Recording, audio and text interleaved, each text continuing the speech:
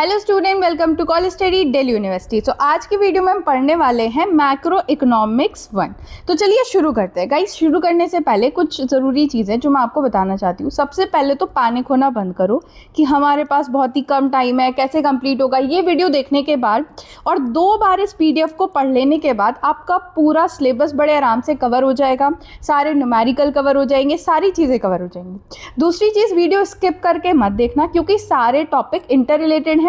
अगर एक टॉपिक भी आपने मिस किया तो हो सकता है दूसरा टॉपिक आपको ढंग से समझ ना आए। और तीसरी चीज़, जो इम्पॉर्टेंट टॉपिक है जैसे ओपन इकोनॉमी है या कुछ टॉपिक जो आप पहली बार पढ़ रहे हो, उनको 2x पे करके मत देखना, पूरे फोकस के साथ पढ़ना। तो चलिए बिना टाइम वेस्ट करे पढ़ना शुरू करते हैं। सबसे पहला टॉपिक है investment multiplier and the leakage of multiplier. देखो, इन्वेस्टमेंट मल्टीप्लायर क्या होता है। इन्वेस्टमेंट मल्टीप्लायर सिंपल हमें ये बताता है कि इन्वेस्टमेंट में चेंज आने से जो हमारी नेशनल इनकम है उसमें कितना ज़्यादा चेंज आएगा। सिंपल बात ये हमें ये डिस्क्राइब करता है। अब देखो, इन्वेस्टमेंट मल्टीप्लायर को हम K से रिप्रेजेंट करते हैं। K is equals to change in income divided by change in investment. मतलब इन्वेस्टमेंट में मान लो अगर 100 रुपये का चेंज आया है तो हमारी जो इनकम है उसमें कितने का चेंज आएगा, that is the investment multiplier. अब इसको खोल के अगर हम लिखें, डिटेल में लिखें, तो इसको हम लिख सकते हैं 1/1 माइनस MPC। अब मैम ये MPC क्या होता है? MPC होता है मार्जिनल प्रोपेंसिटी टू कंज्यूम। मान लो अगर मैंने आपको 100 रुपये दिए, उस 100 रुपये में से आपने 80 रुपये खर्च कर दिए, 20 रुपये बचा लिए, तो इसका मतलब है 100 डिवाइड बाय 80, दैट इज 80%। आपकी जो मार्जिनल प्रोपेंसिटी टू कंज्यूम है दैट इज 80%। मतलब आपको जितने भी पैसे दिए जाएंगे उसमें से 80% आप जो है वो खर्च करते हो, क्योंकि आप बहुत ही खर्चीले इंसान हो। तो that is marginal propensity to consume. तो इसीलिए जब हम K कैलकुलेट करते हैं, K क्या है? Investment multiplier. तो उसका फॉर्मूला होता है 1 डिवाइड बाय 1 माइनस MPC। ठीक है, 1 माइनस MPC जो है वो 1/1 प्लस MPS 1/MPS भी होता है। अब ये 1 माइनस MPS कैसे हो गया? देखो, MPC मतलब मार्जिनल प्रोपेंसिटी टू सेव। देखो, आपको अगर मैंने 100 रुपये दिए थे, उसमें से 80 आपने खर्च कर दिए, तो बाकी ये कितने बचे? 20 रुपये। 20 रुपये आपने सेव कर लिए। ठीक है, तो इसका मतलब क्या है? 20 डिवाइड बाय 100 दैट इज 20%। मतलब 20% आप जो है वो सेव करते हो। अब आपको ये बात समझ आई होगी कि 100% में से जब मैंने marginal propensity to consume minus करा है तब मेरे पास मार्जिनल प्रोपेंसिटी टू सेव आया है। 100% में से जब मैंने 80% माइनस किया तभी तो 20% आया ना। तो अब आपको आई होप ये बात भी समझ आ गई है कि किस तरीके से मार्जिनल प्रोपेंसिटी टू सेव हमारा आया है। ठीक है, अब ये बात बताने के बाद एक बार इसकी वर्किंग समझ लेते हैं कि किस तरीके से ये मल्टीप्लायर जो है वो इतना ज़्यादा इन्वेस्टमेंट से इतनी ज़्यादा इनकम क्रिएट कर लेते हैं। कैसे? मान लो गवर्नमेंट या प्राइवेट फर्म ने इन्वेस्टमेंट 100 रुपये से बढ़ाई, ये 100 करोड़ छोड़ दो, तुम 100 रुपये लेके चलो। ठीक है, अब इस एक्सपेंडिचर से क्या हुआ कि वर्कर, सप्लायर, कॉन्ट्रैक्टर की इनकम बनी होगी, है ना। मान लो गवर्नमेंट ने स्कूल बनाना है तो अब स्कूल का उन्होंने कॉन्ट्रैक्ट दिया होगा, कॉन्ट्रैक्टर की इनकम बढ़ी होगी। काम करवाया होगा कंस्ट्रक्शन का तो वर्कर की इनकम बढ़ी होगी। इससे क्या हुआ कि मान लो रामू के पास 200 रुपये आ गए। अब 200 में से रामू ने क्या किया? 120 रुपये खर्च कर दिए। ठीक है, अब 120 रुपये रामू ने कैसे खर्च किए? आम लेने में। तो 120 रुपये श्यामू के पास गए होंगे, फिर श्यामू ने भी कुछ चीज़ खरीदी होगी। तो इस तरीके से ये साइकिल जो है वो चलती रहती है। आप देख सकते हो कि यहाँ पे मैंने पूरी साइकिल इस तरीके से एक्सप्लेन करी। ठीक है, अब मान लो आपके पास एक न्यूमेरिकल आता है और उस न्यूमेरिकल में दिया जाता है कि आपकी जो मार्जिनल प्रोपेंसिटी टू कंज्यूम है दैट इज 0.8 या फिर 80% है। ठीक है, आपका जो इनिशियल इन्वेस्टमेंट है, मतलब चेंज इन इन्वेस्टमेंट आपको दे रखा है दैट इज 100। अब आपको पूछा है कि आपने निकालना है चेंज इन इनकम, तो आपको क्या करना है? आपको पहले निकालना पड़ेगा K क्या होता है? 1/1 माइनस MPC। तो जब आप ये करोगे 1 माइनस 0.8 तो आपके पास आएगा 5। ठीक है, अब आपको क्या निकालना है? Change in income. हमने अभी क्या फॉर्मूला पढ़ा? K is equals to change in income upon change in investment, है ना। K हमारे पास 5 आ गया है। चेंज इन इनकम हमें निकालना है, चेंज इन इन्वेस्टमेंट हमें दे रखा है। कितना दे रखा है चेंज इन इन्वेस्टमेंट? हमें 100। इसे यहाँ मल्टीप्लाई करेंगे, हमारे पास 500 आ गया, that is change in income. अब इस न्यूमेरिकल में क्या क्या वेरिएशन हो सकता है? हो सकता है आपको वो MPC की जगह पे MP एस दे दे तो उस केस में आपको क्या करना पड़ेगा, MPC निकालना पड़ेगा या फिर 1/MP/S करके K कैलकुलेट करना पड़ेगा। हो सकता है कि वो आपको चेंज इन इन्वेस्टमेंट ना बता के ये बता दे कि पहले जो इनिशियल इन्वेस्टमेंट थी वो थी 200 रुपये, फिर जो इन्वेस्टमेंट हुई इस बार की वो कितनी हो गई, 300 रुपये हो गई। तो आपको खुद से चेंज निकालना पड़ेगा। कैसे, ये वाली जो इन्वेस्टमेंट है उसमें से इनिशियल इन्वेस्टमेंट माइनस कर दो, चेंज इन इन्वेस्टमेंट 100 आ गया। बस इतना ही वेरिएशन इसके न्यूमेरिकल में आ सकता है। अब आप लोग जो डिमांड कर रहे थे ना मैम न्यूमेरिकल भी कराना, न्यूमेरिकल भी करा दिया है, कॉन्सेप्ट भी समझा दिया है। अब चलते हैं आगे। देखो यहाँ पे है ग्राफ। अब इस ग्राफ को और समझ लो। अगर ये कॉन्सेप्ट आता है तो आपने ये ग्राफ भी बना के आना है, अगर ये कॉन्सेप्ट ज़्यादा मार्क्स में आता है तो। PYQs में तो ये लगभग 15 नंबर से 12 नंबर में आया है, तो इसलिए मैंने यहाँ पे ग्राफ भी अटैच करा है। अब देखो ग्राफ क्या है। सबसे पहले यहाँ पे इनकम का ये लाइन है, ठीक है, Y इनकम, ठीक है, that is straight line from a 45 degree, ठीक है। अब यहाँ पे दूसरी ये लाइन है कंजम्पशन की। देखो कंजम्पशन की लाइन जो है वो 0 से शुरू ना हो के ऊपर से शुरू हुई है। इसका मतलब क्या है कि ये जो पार्ट है ना वो ऑटोनोमस कंजम्पशन है। अभी ऑटोनोमस कंजम्पशन क्या होता है, देखो इकोनॉमी ये मानती है कि भले ही आपकी इनकम 0 है, आपके जेब में पैसा नहीं है, फिर भी आप जो है कुछ ना कुछ तो कंज्यूम करोगे। कैसे, आपकी सेविंग है उनसे, है ना। तो यहाँ पे जो कंजम्पशन है वो कभी 0 से शुरू नहीं होती है, कंजम्पशन ऊपर से शुरू होती है, थोड़ा ऊपर से, तो दैट इज ऑटोनोमस कंजम्पशन। अब टोटल एग्रीगेट डिमांड को रिप्रेजेंट करने के लिए यहाँ पे C+I दे रखा है, ठीक है, यहाँ पे C+I दे रखा है। अब एग्रीगेट डिमांड क्या होती है, एग्रीगेट डिमांड मतलब टोटल डिमांड। अभी आगे हम पढ़ेंगे, थोड़ी सी तसल्ली रखो, अभी जो मेन चीज़ समझा रही हूँ वो समझो। इस ग्राफ को बनाने का सिंपल मतलब ये है, अगर आप इस ग्राफ को सिर्फ इतना भी बना के आओगे ना, ये और ये, ठीक है, यहाँ पे लिखना C+I, यहाँ पे लिखना Y। अब क्या हुआ कि आपकी जो इन्वेस्टमेंट थी वो चेंज हो गई, मतलब इन्वेस्टमेंट बढ़ गई, तो आपने इस वाले ग्राफ को ऊपर शिफ्ट कर दिया। अब इन्वेस्टमेंट जो बढ़ी है उससे क्या हुआ है, पहले इक्विलिब्रियम E1 पे था, अब E2 पे हो गया।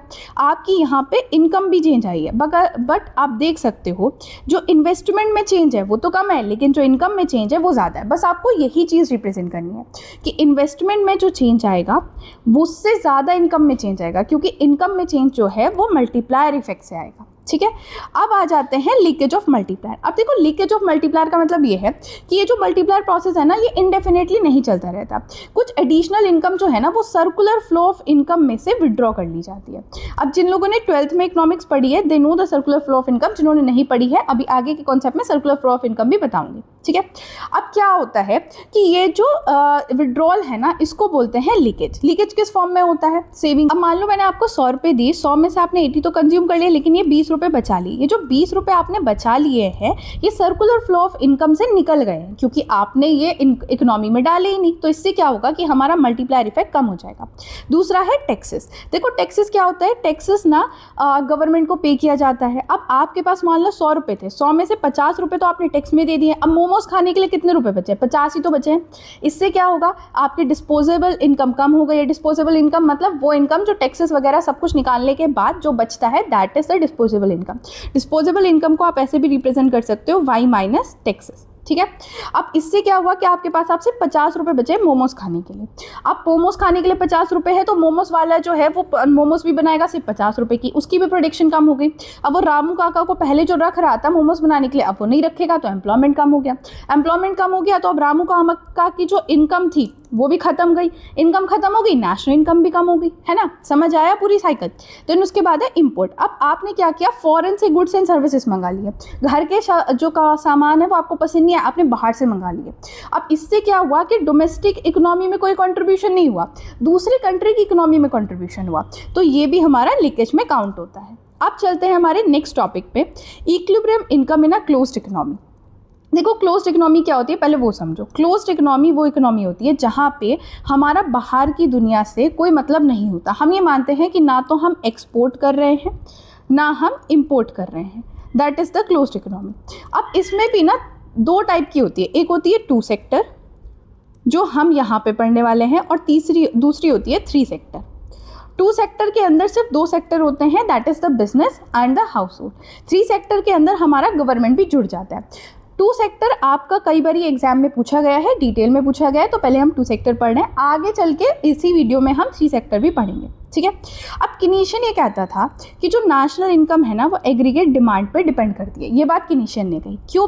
क्योंकि जितनी ज़्यादा डिमांड होगी उतना ज़्यादा ही प्रोड्यूसर जो है ज़्यादा से ज़्यादा गुड्स एंड सर्विसेज बनाने की कोशिश करेगा। ज़्यादा गुड्स एंड सर्विसेज बनाएगा तो वो रामू को, श्यामू को, सबको एम्प्लॉय करेगा। इससे क्या होगा कि इन लोगों के पास आएगा पैसा आएगा तो ये लोग उस पैसे को खर्च करेंगे, ठीक है, इकोनॉमी में भी कंट्रीब्यूट करेंगे, तो इससे नेशनल इनकम बढ़ जाएगी। तो वो ये बताते हैं कि नेशनल इनकम जो है वो पूरी तरह डिमांड पर डिपेंड करती है। अब ये बात आपको भी समझ आ गई होगी, ठीक है। अब यहाँ पे जो हमारे 2 हाउस होल्ड हैं वहाँ पे हम मानते हैं कि जो एग्रीगेट डिमांड है ना दैट इज C+I। सी मतलब जो भी कंजम्पशन करा जाता है by the household on the goods and services that is C. And I मतलब इन्वेस्टमेंट एक्सपेंडिचर, जो भी स्पेंडिंग करी जाती है फर्म के द्वारा कैपिटल गुड्स पे जैसे मशीनरी, इक्विपमेंट वगैरह, दैट इज इन्वेस्टमेंट एक्सपेंडिचर।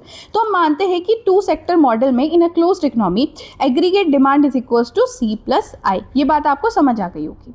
अब यहाँ पे जो इक्विलिब्रियम कंडीशन है ना वो क्या होती है, that is AD is equals to AS, ठीक है। AD को मैं रिप्रेजेंट करती हूँ C+I से और AS को मैं रिप्रेजेंट कर सकती हूँ Y से, ठीक है। मतलब ये कि जितनी ज़्यादा डिमांड है उतनी ज़्यादा सप्लाई होगी, तभी तो इक्विलिब्रियम होगा ना। जितनी आपने डिमांड करी उतनी आपको सामान मिल गया, दैट इज इक्विलिब्रियम। अब डिमांड को अगर हम डिटेल में लिखें तो that is consumption by the household plus investment by the business firm, और सप्लाई को अगर हम लिखें that is equals to income, ठीक है। अब ये बहुत ही बेसिक मॉडल है जो आपने 12th में बहुत अच्छे से पढ़ लिया होगा, बट नहीं भी पढ़ा है तो that is the equilibrium condition. अब इक्विलिब्रियम कंडीशन में क्या होता है कि जितना भी फर्म ने बनाया है उतना वो बेच देता है, क्लोजिंग इन्वेंट्री के नाम पे कुछ नहीं रखा जाता, और प्रोड्यूसर जो है वो ना तो अपनी प्रोडक्शन बढ़ाना चाहता है ना ही कम करना चाहता है। अब मान लो कोई ऐसी सिचुएशन है जहाँ पे डिमांड ज़्यादा है और जो प्रोडक्शन है वो कम है, मतलब AD is greater than AS और you can say C+I is greater than Y। तो इस केस में क्या होगा, अब मान लो डिमांड ज़्यादा है तो इसका मतलब क्या है कि प्रोड्यूसर को दिखेगा भाई डिमांड ज़्यादा है, मैं अपनी प्रोडक्शन बढ़ा सकता हूँ, प्रॉफिट कमा सकता हूँ, तो वो क्या करेगा, अपनी जो एग्रीगेट सप्लाई है वो बढ़ा देगा। एग्रीगेट सप्लाई बढ़ाएगा, इससे क्या होगा, लोगों को हायर करेगा तो इनकम भी बढ़ेगी, ठीक है। तो फिर से सारी चीज़ें इक्विलिब्रियम में आ जाएंगी। बट अगर इसका उल्टा है, अगर मान लो डिमांड ज़्यादा नहीं है, डिमांड कम है और सप्लाई ज़्यादा है, तो उस केस में क्या होगा कि प्रोड्यूसर अपनी जो सप्लाई है वो कम कर देगा। क्योंकि मान लो तुम्हें सिर्फ 50 रुपये के मोमोज चाहिए लेकिन प्रोड्यूसर 100 रुपये के मोमोज बना रहा है, तो उसके बाकी के 50 के तो ख़राब चले जाएंगे ना, तो वो कम कर देगा, कम बनाना शुरू करेगा, ज़्यादा नहीं बनाएगा ताकि ख़राब ना हो। तो इससे क्या होगा कि हमारी जो सप्लाई है वो भी धीरे धीरे कम हो जाएगी और एग्रीगेट डिमांड के बराबर हो जाएगी। तो अल्टीमेटली ये बताया जाता है कि अगर एग्रीगेट डिमांड और एग्रीगेट सप्लाई इक्वल भी ना होना तो धीरे धीरे इकोनॉमी इस तरीके से घूमती है कि AD is equals to AS और you can say Y is equals to C+I हो ही जाता है। अब इसको और थोड़ा डिटेल में समझते हैं इक्विलिब्रियम इनकम को। अगर मैं C को A+BY लिख दूँ तो अब मैम ये A+BY क्या है, मैंने ऊपर अभी बताया कि A का मतलब होता है ऑटोनोमस कंजम्पशन। ऑटोनोमस कंजम्पशन क्या होता है, वो कंजम्पशन अगर इनकम आपकी जीरो है तो भी आप कंज्यूम करोगे। B का मतलब है मार्जिनल प्रोपेंसिटी टू कंज्यूम। तो अगर मैं कंजम्पशन फंक्शन को थोड़ा डिटेल में लिखूँ तो वो कुछ इस तरीके से लिखा जाता है, ऑटोनोमस कंजम्पशन प्लस BY, ठीक है। तो that is the consumption function. अब अगर इस कंजम्पशन फंक्शन को मैं यहाँ पे डाल दूँ तो क्या मेरी कुछ इस तरीके की इक्वेशन बन जाएगी, आप देख सकते हो। अब इस इक्वेशन में मैं ये कर सकती हूँ कि ये वाली चीज़ को मैं इधर ले जाऊँ तो ये आ जाएगा A+I। अब मैं y को कॉमन ले लूँ तो 1 - b बचेगा A+I, और अब मैं क्या कर सकती हूँ, y is equals to A+I divide by 1 - b। अब यही वाली चीज़ जो है इसका यूज़ करके आप जो है इनकम निकाल सकते हो। अगर आपको बाकी सारी चीज़ें दी हैं तो आप बहुत ईजिली इनकम को कैलकुलेट करके बता सकते हो। अब मैम मान लो अगर ये फॉर्मूला मुझे याद ही नहीं रहा है, कोई बात नहीं, आप ये इक्वेशन याद करके चले जाओ, ठीक है। आप इसको दिमाग में रख के चले जाओ, आप इसको खुद से वहाँ पे डिराइव कर लेना, ठीक है। That is very simple. अब यहाँ पे एक डायग्राम भी आपको बना के आना पड़ेगा इक्विलिब्रियम कंडीशन का, बहुत ही सिंपल सा डायग्राम। यहाँ पे आप इसे AE की जगह AD भी लिख सकते हो। एग्रीगेट डिमांड और एग्रीगेट एक्सपेंडिचर सेम ही बात है, आप लिख सकते हो। GDP की जगह आप यहाँ पे Y लिख सकते हो, इनकम। सिंपल ये चीज़ क्या दिखा रही है, ये तो हमारी हो गई Y की line, that is aggregate supply की लाइन आप लिख सकते हो। ये हमारी हो गई एग्रीगेट डिमांड की लाइन, दैट इज C+I की लाइन, है ना। अब जिस पॉइंट पे ये दोनों कट कर रही हैं ये हो गई हमारी इक्विलिब्रियम की लाइन, दैट इज इक्विलिब्रियम क्या, AD is equals to AS। आपको बस ये चीज़ बना के आनी है और ये एक्सप्लेनेशन वहाँ पर लिख कर आ जाना। अब देखो, अभी हमने पढ़ा ADAS अप्रोच, अब इसके अलावा हम SI अप्रोच से भी इक्विलिब्रियम निकालते हैं टू सेक्टर इकोनॉमी में। अभी SI अप्रोच क्या होती है? देखो, अगर मैं y को C प्लस आई लिखूँ, ये तो तुम्हें समझ आ गया, लेकिन क्या मैं y को C प्लस एस भी लिख सकती हूँ? कैसे? देखो, अगर मैंने आपको 100 रुपये दिए तो 100 में से आपने 80 कंज्यूम कर लिए, 20 सेव कर लिए। y क्या है? हमारा इनकम है।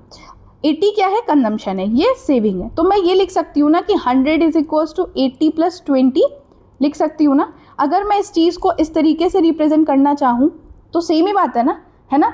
अब यहाँ पे आप देख सकते हो कि y कॉमन है। अब मैं इन इक्वेशन को इक्वल में लिख सकती हूँ। अगर मैं c से c कैंसिल कर दूँ तो i is equals to s बन जाएगा, है ना। तो मैथमेटिकली इस तरीके से इक्वेशन आपको डेराइव करके आनी चाहिए, आपको ये करके दिखानी भी यहाँ पे। इसे कहते हैं इन्वेस्टमेंट एंड सेविंग अप्रोच। अब यहाँ पे एक बहुत इंपॉर्टेंट पॉइंट है और इसको ना बहुत ध्यान से याद करके जाना। देखो, किनीशियन ने ये कहा है कि इक्विलिब्रियम अगर है इकोनॉमी में तो इसका मतलब ये नहीं कि फुल एम्प्लॉयमेंट होगा। फुल एम्प्लॉयमेंट क्या सिचुएशन होती है? जहाँ पे सारे अवेलेबल रिसोर्सेज जो हैं वो एम्प्लॉय हो रखे हैं, सबको एम्प्लॉयमेंट मिल रखा है, सारे जितने भी रिसोर्सेज हैं वो हमने प्रोडक्शन प्रोसेस में लगा रखे हैं। पहले जो इकोनॉमिस्ट थे वो कहते थे कि अगर इक्विलिब्रियम है ना तो फुल एम्प्लॉयमेंट पे ही होगा, बट किनीशियन ने कहा ऐसा ज़रूरी नहीं है, equilibrium condition under employment equilibrium भी हो सकता है, ठीक है, जहाँ पे फुल एम्प्लॉयमेंट ना हो बट इक्विलिब्रियम हो। अब ये बात इतनी इंपॉर्टेंट क्यों है? क्योंकि कई बार आपसे ये पॉइंट जो है वो सब क्वेश्चन में पूछा गया। मान लो 2 क्वेश्चन आ गए, उसमें से 3 नंबर में ये पॉइंट पूछ लिया। अब आपको अगर ये बात पता ही नहीं है तो आप गलती करके आओगे, तो ये पॉइंट याद रखना। अब आ जाता है सबसे important topic, that is equilibrium एक income in a open economy. Guys, close economy तो आपने कई बार पढ़ी भी है, पहले भी 12th में पढ़ी है, बट ओपन इकोनॉमी बिल्कुल नया टॉपिक है जो आपको बहुत ढंग से समझना पड़ेगा। देखो, ओपन इकोनॉमी में ये माना जाता है कि हमारी इकोनॉमी ना रेस्ट ऑफ द वर्ल्ड के साथ भी ट्रांजैक्शन कर रही है। इसका मतलब क्या है कि एक्सपोर्ट भी है इस इकोनॉमी में और इंपोर्ट भी है। इसीलिए ये जो इकोनॉमी है ये हमें ज़्यादा रियलिस्टिक चीज़ें बताती है, क्योंकि आप खुद देखो, क्या आपकी कंट्री दूसरी कंट्री से एक्सपोर्ट इंपोर्ट नहीं कर रही है, बट हम क्लोज इकोनॉमी में तो ऐसा मानते ही नहीं है। बट ओपन इकोनॉमी सारी चीज़ें बहुत ही डिटेल में बताती है। तो चलिए इसको ढंग से समझते हैं। देखो, ओपन इकोनॉमी की कैरेक्टरिस्टिक्स क्या है कि यहाँ पे एक्सपोर्ट होता है गुड्स एंड सर्विसेज का, इंपोर्ट भी होता है, इंटरनेशनल ट्रेड होता है और फॉरेन एक्सचेंज ट्रांजैक्शन भी होते हैं, ठीक है। ओपन इकोनॉमी के अंदर हमारे 4 सेक्टर होते हैं। पहले तो हाउस होल्ड, दूसरा बिजनेस, तीसरा गवर्नमेंट और चौथा होता है हमारा फॉरेन सेक्टर, सबसे इंपॉर्टेंट। अब यहाँ पे जो एग्रीगेट डिमांड है ना, पहले हमारा 2 सेक्टर था तो एग्रीगेट डिमांड क्या थी? C प्लस आई, बट यहाँ पे हमारे 4 सेक्टर है। तो एग्रीगेट डिमांड के जो कॉम्पोनेंट है वो क्या होता है? सबसे पहले तो कंजम्पशन एक्सपेंडिचर, इन्वेस्टमेंट एक्सपेंडिचर, तीसरा होता है गवर्नमेंट एक्सपेंडिचर। गवर्नमेंट एक्सपेंडिचर का मतलब क्या है? जो गवर्नमेंट स्पेंड करती है on a road, hospital, defence, public service. Government expenditure directly aggregate demand को इंक्रीज करती है। And the fourth one is net export. Net export का मतलब क्या होता है? Export minus import. This is the export and this is the import, तो that is net export. अब ये जो चीज़ होती है ना, ये ऐड करता है हमारी एग्रीगेट डिमांड में। अगर हमने एक्सपोर्ट ज़्यादा करा है, इसका मतलब क्या है कि हमारे पास जो बाहर से पैसा आया होगा वो ज़्यादा होगा, है ना। और अगर हमने इंपोर्ट ज़्यादा करा है तो इसका मतलब बाहर जो पैसा गया होगा वो ज़्यादा होगा। तो अगर नेट एक्सपोर्ट होता है तो वह एग्रीगेट डिमांड में हमारा कंट्रीब्यूट करता है, ठीक है। अब गाइस, एक चीज़ ध्यान रखना, जो क्लोज इकोनॉमी के कॉन्सेप्ट है उन्हें वहीं छोड़ देना। ये ओपन इकोनॉमी है, इसे अलग से समझना, ठीक है। तो अब यहाँ पे हमारा जो एग्रीगेट डिमांड है वो कैसे लिखा जाता है? That is C plus I plus G plus NX, ठीक है। NX को अगर आप खोल के लिखना चाहो बिल्कुल तो that is X minus M। ये हमारा होता है एग्रीगेट डिमांड, ओके। अब आती है इक्विलिब्रियम कंडीशन। देखो, इक्विलिब्रियम कंडीशन सेम है, AD is equals to AS, या फिर ये कहो Y is equals to AD। अब AD को आप कैसे लिखोगे? C plus I plus G plus NX, ठीक है। तो आप इस चीज़ को ऐसे लिख सकते हो कि y is equals to C plus I plus G plus NX, okay. अब यहाँ पे हमें इक्विलिब्रियम इनकम को डिटरमाइन करना है, तो कैसे करना है? आपका ना न्यूमेरिकल भी आया है पहले भी और आ सकता है कि इक्विलिब्रियम इनकम बताओ कितनी होगी। आपको चीज़ें दे रखी है और इक्विलिब्रियम इनकम बतानी है, तो उस केस में आपने क्या करना है? देखो, इक्विलिब्रियम इनकम के लिए हमें ये C वाले फंक्शन को यहाँ पे सब्सटीट्यूट करना पड़ेगा। तो जब हम यहाँ पे C वाले फंक्शन को सब्सटीट्यूट कर देंगे, ये चीज़ यहाँ पे आ गई, तो ये कुछ इस तरीके से लिखा जाएगा। फिर वही चीज़ करिए कि हमने क्या किया है, यहाँ पे y माइनस BY कर दिया है, बाकी सारी चीज़ें इधर रहने दी हैं।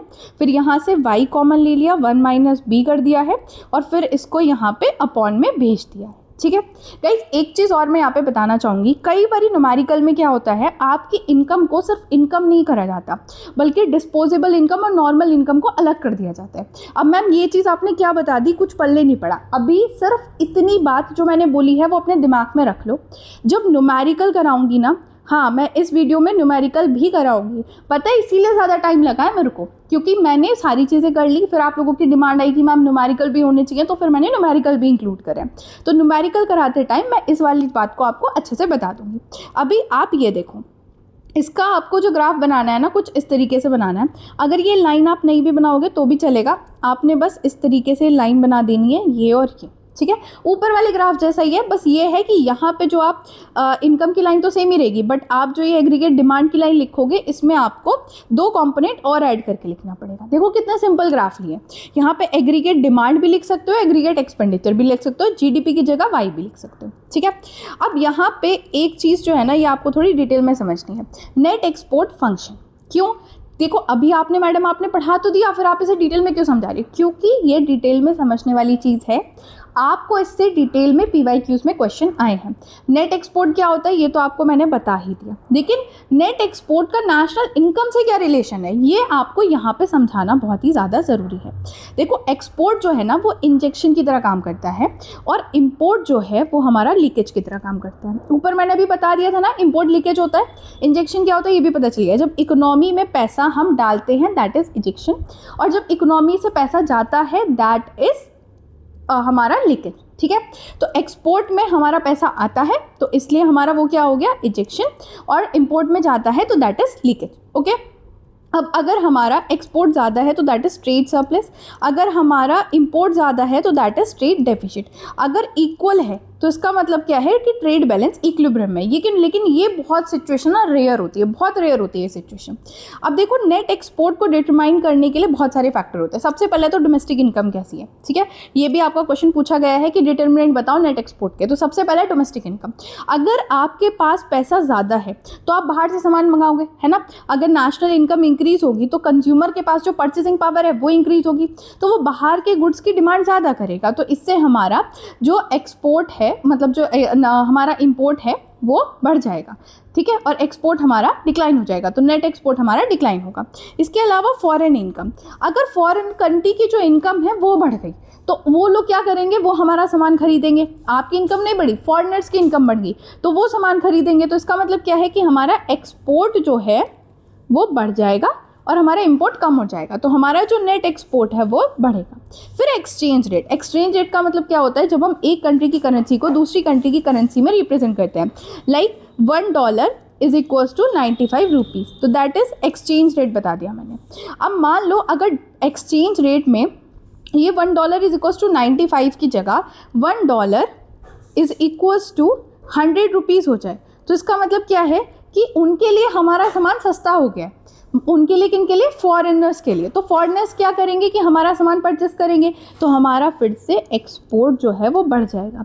बट मान लो ये $1 इक्वल्स टू 95 से $1 इज इक्वल्स टू 60 रुपीज़ हो जाए, तो अब उन फॉरेनर्स के लिए हमारा जो सामान है वो महंगा हो जाएगा, तो इसीलिए हमारा जो एक्सपोर्ट है वो कम हो जाएगा, ठीक है। Relative price. रिलेटिव प्राइस मतलब competitiveness of domestic goods compare to foreign goods also influence the net export. अगर डोमेस्टिक प्राइस जो है वो फास्टर इंक्रीज हो रहा है फॉरेन प्राइस से, तो डोमेस्टिक गुड्स महंगे हो जाएंगे, ठीक है, और फॉरेनर की जो परचेसिंग पावर है वो कम हो जाएगी in comparison to domestic goods, तो वो फ्यूअर डोमेस्टिक गुड्स ही खरीद पाएंगे। Then trade policy. अगर गवर्नमेंट जो है वो टैरिफ, कोटा और एक्सपोर्ट सब्सिडी वगैरह लगा रही है, तो इसका मतलब क्या है कि वो इम्पोर्ट को कम करना चाह रही है और एक्सपोर्ट को प्रमोट करना चाह रही है, तो इससे हमारा नेट एक्सपोर्ट बढ़ेगा। लेकिन गवर्नमेंट अगर इंपोर्ट के फेवर में है तो हमारा नेट एक्सपोर्ट कम हो जाएगा, ठीक है। अब यहाँ पे नेशनल इनकम में हम एक्सपोर्ट को कुछ तरीके से रिप्रेजेंट करते हैं, ये बात तो आपको पता है ना। अब एक्सपोर्ट का क्या इफेक्ट पड़ता है नेशनल इनकम पे वो समझो, that is a very important point. देखो अगर एक्सपोर्ट हमारा बढ़ जाएगा ठीक है। एक्सपोर्ट बढ़ेगा तो एग्रीगेट डिमांड भी बढ़ेगी। कैसे? क्योंकि एग्रीगेट डिमांड को डायरेक्टली डिटरमाइन करता है एक्सपोर्ट, है ना। तो अगर एक्सपोर्ट बढ़ेगा तो एग्रीगेट डिमांड बढ़ेगी, डिमांड बढ़ेगी तो प्रोडक्शन बढ़ेगी, प्रोडक्शन बढ़ाने के लिए तो एम्प्लॉयमेंट भी बढ़ जाएगा, क्योंकि फिर रामू काका को एम्प्लॉय कर लिया जाएगा, है ना, श्यामू को भी एम्प्लॉय कर लिया जाएगा। तो उससे क्या होगा, श्यामू और रामू काका की इनकम बढ़ेगी, इनकम बढ़ेगी तो वो क्या करेंगे, वो कंजम्पशन ही करेंगे। तो ये इकोनॉमी का जो फ्लो है वो चलता रहेगा। तो इससे क्या होगा कि हमारी नेशनल इनकम इंक्रीज होगी। तो इसीलिए ये जो फ्लो है वो इंक्रीज होगा। अब आप देख रहे हो कि ये गोल गोल घूम रहा है, इसका मतलब क्या है कि ये मल्टीप्लायर इफेक्ट हमारा शो करेगा। अब मल्टीप्लायर इफेक्ट शो करेगा, इसका मतलब क्या है कि अगर आपको दिखाना हो कि इनकम में कितना चेंज आएगा by the change of export, तो आपको के एक मल्टीप्लायर टर्म से इसकी मल्टीप्लाई करनी पड़ेगी। इसे कहते हैं फॉरेन ट्रेड मल्टीप्लायर या open economy multiplier. For an example, आपको अगर क्वेश्चन आया कि आपका जो मल्टीप्लायर है वो के है और एक्सपोर्ट इंक्रीज हुआ है 100 से, तो फिर आप बताओ कि आपकी जो इनकम है वो कितने से इंक्रीज होगी। तो आपको 4 की मल्टीप्लाई 100 से करके दिखाना पड़ेगा कि 400 से इंक्रीज होगी। ठीक है। अब आ जाता है next topic, fiscal policy and effect of change in government expenditure and tax on national income. पहले तो समझो कि फिस्कल पॉलिसी क्या होती है। देखो, फिस्कल पॉलिसी जो है ना, इसका मतलब है कि गवर्नमेंट का कितना इन्फ्लुएंस है ऑन इकोनॉमिक एक्टिविटी। अब ये ना गवर्नमेंट की एक्सपेंडिचर, टैक्सेशन और पब्लिक बोरोइंग से रिलेटेड पॉलिसी होती है। गवर्नमेंट की जो एक्सपेंडिचर है और गवर्नमेंट को जो रेवेन्यू है उस पर डिपेंड करती है fiscal policy. Government fiscal policy की हेल्प से पूरी इकोनॉमी को रेगुलेट करती है या फिर कंट्रोल करती है। अब फिस्कल पॉलिसी के अंदर 2 चीज़ें आती है, 2 इंस्ट्रूमेंट आते हैं, एक तो गवर्नमेंट की एक्सपेंडिचर और दूसरा होता है टैक्सेस। ठीक है। अब गवर्नमेंट की एक्सपेंडिचर ज़्यादा इफेक्टिव है। क्यों? क्योंकि गवर्नमेंट की एक्सपेंडिचर डायरेक्टली यहाँ पे आप देख सकते हो इम्पैक्ट करती है नेशनल इनकम को। नेशनल इनकम को, इसका मतलब क्या है कि मनी सप्लाई को, या फिर ये कहो कि इकोनॉमी को इम्पैक्ट करती है। ठीक है। अब यहाँ पे ये चीज़ आप ऐसे समझो कि इफेक्ट क्या है गवर्नमेंट की एक्सपेंडिचर का नेशनल इनकम पे। अगर गवर्नमेंट की एक्सपेंडिचर जो है रोड, स्कूल, हॉस्पिटल पे बढ़ गई तो उससे क्या होगा कि एग्रीगेट डिमांड बढ़ेगी। क्यों? क्योंकि aggregate demand is equals to C plus I plus G है। और अगर हम ओपन मॉडल देखें तो यहाँ पे NX आप और ऐड कर दो। तो अगर गवर्नमेंट की एक्सपेंडिचर बढ़ेगी तो एग्रीगेट डिमांड बढ़ेगी। ये बात आई होप आपको बहुत अच्छे से समझ आ रही है। अब गवर्नमेंट की एक्सपेंडिचर बढ़ने से एग्रीगेट डिमांड बढ़ेगी। अब डिमांड बढ़ेगी तो इससे क्या होगा, प्रोडक्शन भी इंक्रीज करनी होगी, एग्रीगेट सप्लाई इंक्रीज करनी होगी। उसके लिए क्या करना होगा कि एम्प्लॉयमेंट बढ़ाना पड़ेगा और ज़्यादा लोगों को एम्प्लॉय करना पड़ेगा। उन लोगों की इनकम बढ़ेगी, इनकम बढ़ेगी तो इसका मतलब क्या है कि फिर वो कंजम्पशन करेंगे, कंजम्पशन करेंगे, इसका मतलब एग्रीगेट डिमांड का जो ये दूसरा कंपोनेंट है सी, ये भी बढ़ जाएगा, है ना। तो इससे क्या होगा कि हमारी जो चीज़ें हैं वो मल्टीप्लायर इफेक्ट प्रोड्यूस करेंगी। आपको समझ आया किस तरीके से मल्टीप्लायर इफेक्ट प्रोड्यूस करा। एक तो गवर्नमेंट की एक्सपेंडिचर ने डायरेक्टली डिमांड बढ़ा दी, दूसरा गवर्नमेंट की एक्सपेंडिचर ने ये सी वाला फंक्शन बढ़ा दिया। तो इससे क्या हुआ, मल्टीप्लायर इफेक्ट जो है वो प्रोड्यूस हो रहा है। तो हम ये बता सकते हैं कि गवर्नमेंट का एक्सपेंडिचर पे जो चेंज इन नेशनल इनकम है उसको हम ऐसे रिप्रेजेंट करेंगे, change in Y is equals to K into change in G. तो आपको समझ आया होगा कि किस तरीके से गवर्नमेंट की जो एक्सपेंडिचर है वो हमारा मल्टीप्लायर इफेक्ट प्रोड्यूस करती है। इसको हम कुछ इस तरीके से रिप्रेजेंट कर सकते हैं। ठीक है। अब ऐसे ही अगर गवर्नमेंट अपनी एक्सपेंडिचर रिड्यूस कर दे तो इससे क्या होगा, डिमांड गिर जाएगी, डिमांड गिरेगी तो फिर पूरा प्रोसेस रिवर्स में चला जाएगा। ठीक है। अब देखते हैं कि टैक्सेस का क्या इफेक्ट पड़ता है नेशनल इनकम पे। अब आपको ना पहले ये समझने की ज़रूरत है, आपकी जो इनकम है अगर मैं उसमें से टैक्स माइनस कर दूँ तो बाकी को जो बचेगी that is disposable income. Disposable income क्या होती है, वो इनकम जो आपकी बचती है आपके हाथ में सारे टैक्सेस वगैरह पे करने के बाद। ठीक है। अब अगर टैक्स आपके इंक्रीज हो गए तो इसका मतलब क्या है कि हाउस होल्ड के पास जो डिस्पोजेबल इनकम होगी वो कम बचेगी। मान लो आपके पास 100 रुपये थे, 100 में से 20 रुपये आपने क्या दे दिए, टैक्स में पे कर दिया। आपके पास सिर्फ अब 80 रुपये बचे हैं पिज़्ज़ा खाने के लिए। 80 रुपये में पिज़्ज़ा कोई आएगा नहीं, आप खा नहीं पाओगे। चलो थोड़ा नीचे आ जाते हैं, आपके पास 80 रुपये बचे हैं आपके जो भी कुरकुरे वगैरह है वो खाने के लिए। इससे क्या हुआ, आपकी कंजम्पशन एक्सपेंडिचर डिक्रीज हो गई। पहले आप 100 रुपये में खाते कुछ, अब आप सिर्फ 80 रुपये में कुछ खाओगे।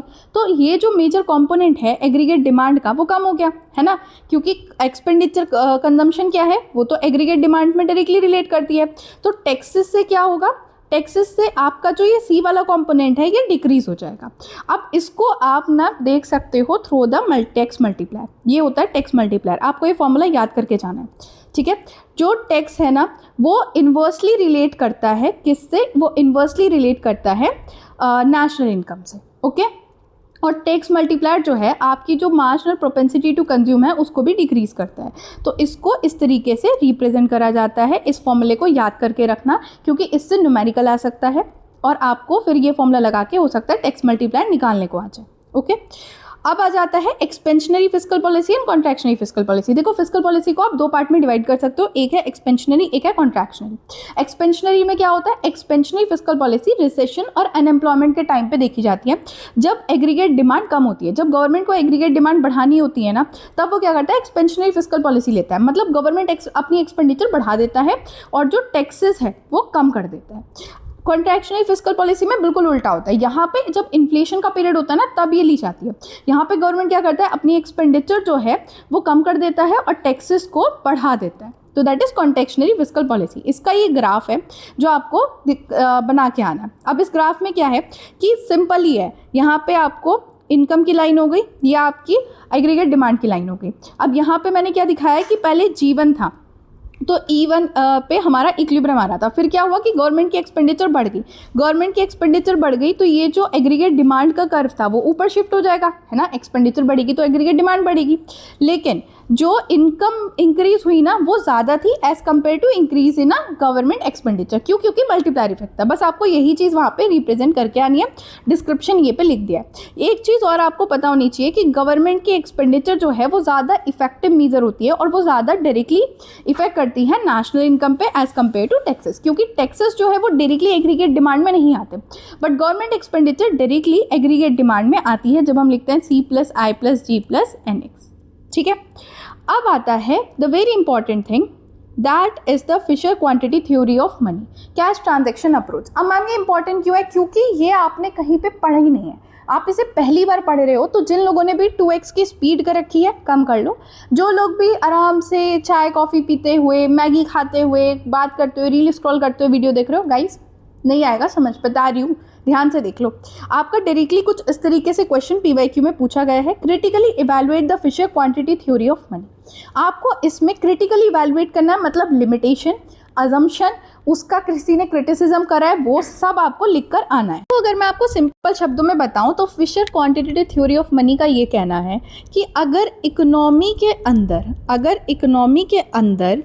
आपकी जो मनी सप्लाई है वो बढ़ जाए, अगर इकोनॉमी के अंदर आपकी मनी सप्लाई बढ़ जाए लेकिन जो क्वांटिटी ऑफ गुड्स है वो सेम ही रहे, मतलब जो क्वांटिटी ऑफ गुड्स है वो तो सेम है लेकिन मनी सप्लाई बढ़ गई, तो इससे क्या होगा कि आपका प्राइस लेवल बढ़ जाएगा।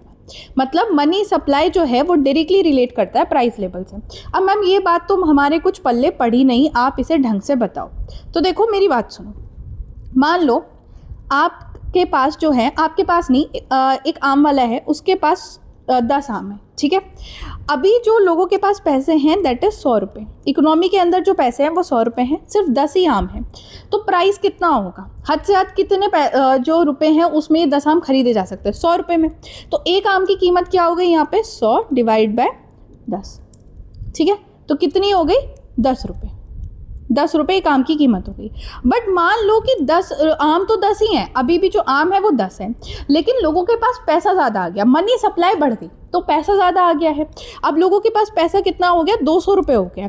तो अब हर कोई ये कहेगा कि यार मेरे को आम तो 10 ही हैं बट मुझे दे दो ये आम, ठीक है, लेकिन मैं आपको ज़्यादा पैसे दे दूंगा क्योंकि 10 रुपये में तो आपको दूसरा इंसान भी दे रहा है इतने सारे। अब आम तो 10 ही हैं, है ना, अब आम तो 10 ही हैं लेकिन सबके पास पैसा ज़्यादा है, सब खरीदने को तैयार है। तो इससे क्या हुआ कि अब इन आम की कीमत बढ़ जाएगी। क्यों? क्योंकि अब 200 डिवाइड बाय 10 होगा, मतलब आम की कीमत 20 रुपये होगी।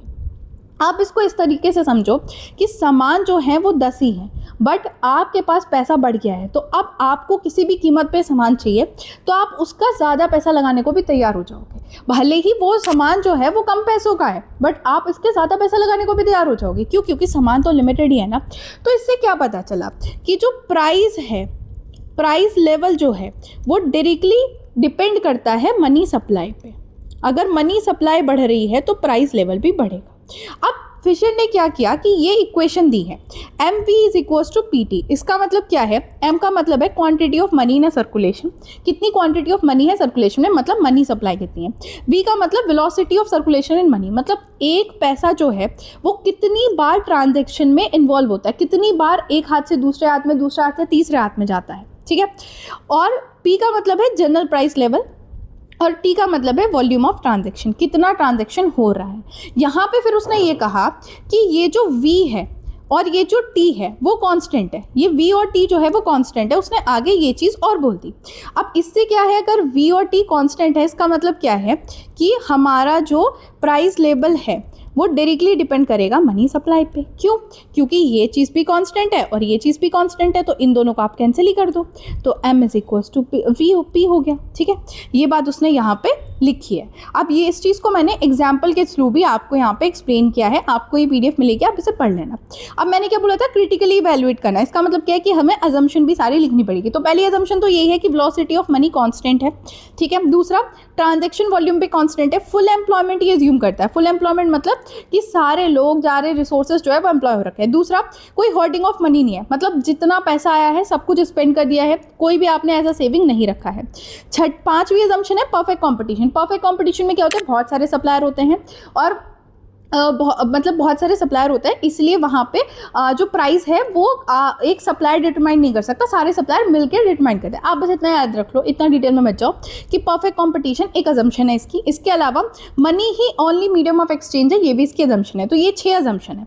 अब मेरिट क्या है फिशर क्वांटिटी थ्योरी की, कि इसने क्लियरली मनी सप्लाई और प्राइस लेवल के बीच का रिलेशनशिप बताया है, सिंपल और लॉजिकल फ्रेमवर्क बताया है इन्फ्लेशन को दिखाने का। देन इसने इंपॉर्टेंस जो है मॉनेटरी फैक्टर की प्राइस डिटरमिनेशन में वो बताई है, और इसने जो लेटर डेवलपमेंट हुए हैं मॉनेटरी इकोनॉमी में उनकी फाउंडेशन रखी है, उनकी नींव रखी है।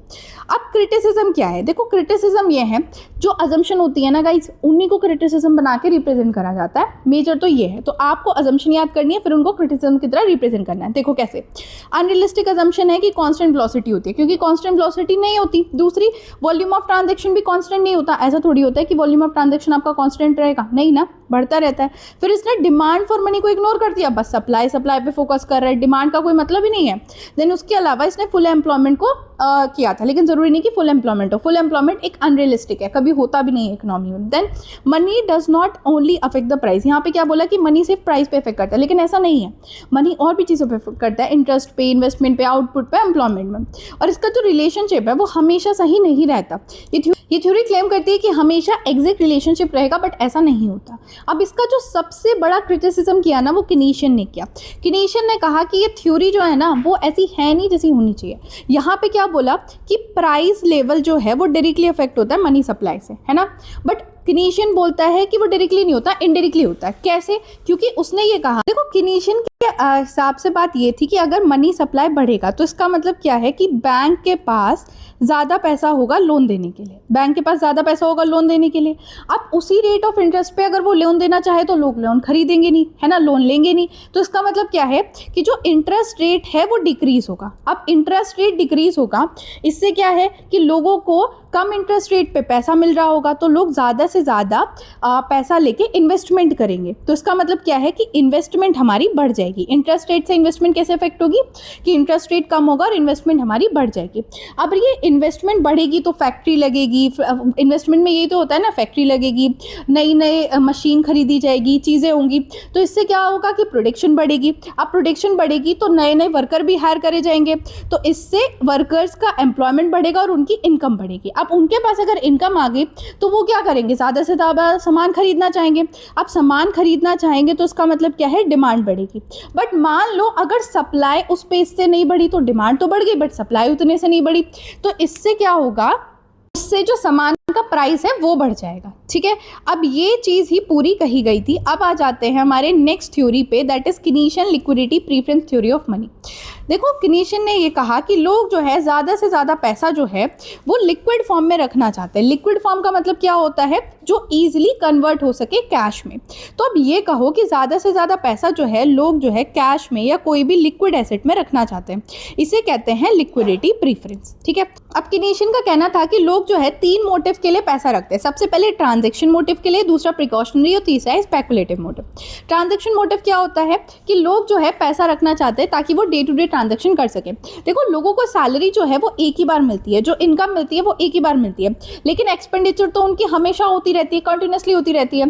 तो इसीलिए वो क्या करते हैं कि पैसा अपने पास रखते हैं ताकि वो रेगुलर एक्सपेंस को मीट कर सके। अब इससे आपको क्या समझ आता है कि अगर इनकम ज़्यादा है, किसी की इनकम ज़्यादा है तो उसके पास ज़्यादा पैसे होंगे और वो ज़्यादा से ज़्यादा ट्रांजैक्शन मोटिव के लिए अपने पास पैसा रखेगा। तो इससे क्या पता चलता है कि higher income lead to higher transaction demand for money. अगर इनकम कम है तो lower transaction demand for money होगी। ये बात आपको समझ आ गई। दूसरा है प्रिकॉशनरी मोटिव। प्रिकॉशनरी मोटिव का मतलब क्या है कि अनएक्सपेक्टेड या अनफोर्सीन कंटिजेंसी जो होती है ना, मान लो अचानक से किसी को बीमारी हो गई, एक्सीडेंट, अनएम्प्लॉयमेंट, उस सिचुएशन के लिए भी पैसा जो है वो रखा जाता है एज अ रिजर्व, कैश रखा जाता है एज अ रिजर्व। ये जो डिजायर है to hold of money for uncertain circumstances, इसे कहते हैं प्रिकॉशनरी मोटिव। अब यहाँ पे भी ये बात है कि अगर आपके पास ज़्यादा इनकम होगी तो आप ज़्यादा पैसा एज अ प्रिकॉशनरी मोटिव रखोगे। अगर आपके पास 100 की जगह 200 रुपये हैं तो अगर पहले आप 20 रुपये बचा रहे थे तो अब आप 40 रुपये बचाओगे। तो इसका मतलब ये है कि अगर आपके पास ज़्यादा इनकम है तो आप ज़्यादा प्रिकॉशनरी डिमांड रखोगे और लोअर इनकम है तो प्रिकॉशनरी डिमांड आपकी कम होगी। इससे आपको क्या पता चलता है कि आपका ट्रांजेक्शन और प्रिकॉशनरी जो है ना वो इनकम पे डिपेंड करता है। इतनी बात ना ध्यान रखना, अपने दिमाग में बैठा के रखना। अब तीसरा आता है स्पेकुलेटिव मोटिव। देखो स्पेकुलेटिव मोटिव जो है वो ओरिजिनल कंट्रीब्यूशन है किनीशियन का। लोग जो हैं वो ज़्यादातर अपना जो पैसा है दो चीज़ में रखते हैं, या तो वो कैश के फॉर्म में रखते हैं या फिर वो बॉन्ड या अदर फाइनेंशियल एसेट के फॉर्म में रखते हैं। अगर इंटरेस्ट रेट बढ़ गया, अगर इंटरेस्ट रेट बढ़ जाएगा तो आप कैश के फॉर्म में पैसा रखना चाहोगे? नहीं, आप क्या करोगे कि यार इंटरेस्ट रेट बढ़ गया है, मैं ना बॉन्ड में पैसा डाल देता हूँ, क्योंकि अगर कैश में रखूंगा तो मेरे फालतू में अपॉर्चुनिटी कॉस्ट आएगी, कुछ मिलेगा तो है नहीं। बट अगर मैं बॉन्ड में डाल दूंगा तो मेरे को कुछ मिलेगा, मेरे को पे बैक होगा। तो जब इंटरेस्ट बढ़ता है ना, तो इसका मतलब क्या है कि इंटरेस्ट बढ़ता है तो लोग जो है वो ज़्यादातर पैसा अपना जो है वो बॉन्ड में डालते हैं इंस्टेड ऑफ द कैश। तो आपका जो स्पेकुलेटिव मोटिव है वो इंटरेस्ट रेट पे डिपेंड करता है। ओके, इतनी बात आपको समझ आई। एक चीज़ और आपको समझने की ज़रूरत है कि अगर इंटरेस्ट रेट बढ़ता है तो आपका जो बॉन्ड का प्राइस है, बॉन्ड का प्राइस जो है वो घटेगा। क्यों? क्योंकि ज़्यादातर लोग क्या करेंगे, बॉन्ड खरीदना शुरू कर देंगे।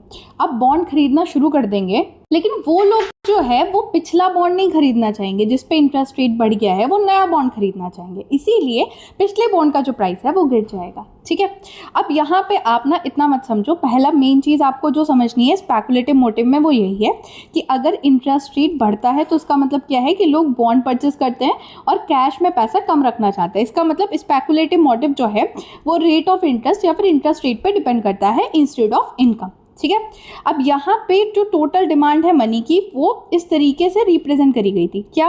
L1 का मतलब है प्रिकॉशनरी और द ट्रांजैक्शन डिमांड, L2 का मतलब है speculative demand for the money. अब ये जो L है वो फंक्शन है Y और R का। इसका मतलब क्या है, जो डिमांड है फॉर अ मनी वो किस चीज़ पे डिपेंड करती है? एक तो इनकम पे डिपेंड करती है और एक इंटरेस्ट रेट पे डिपेंड करती है। क्यों? क्योंकि दो का तो इनकम पे डिपेंड करता है और स्पेकुलेटिव का इंटरेस्ट रेट पे डिपेंड करता है। यही चीज़ जो है वो बताई थी बाय द किनीशियन। ठीक है, अब यहाँ पे एक चीज़ और आपको समझनी है, the liquidity preference and rate of interest. According to Keynesian जो रेट ऑफ इंटरेस्ट है वो डिटरमाइन करा जाता है कैसे? डिमांड और सप्लाई ऑफ मनी के हिसाब से। मैंने आपको ये बता दिया ना कि इंटरेस्ट रेट पे डिपेंड करता है।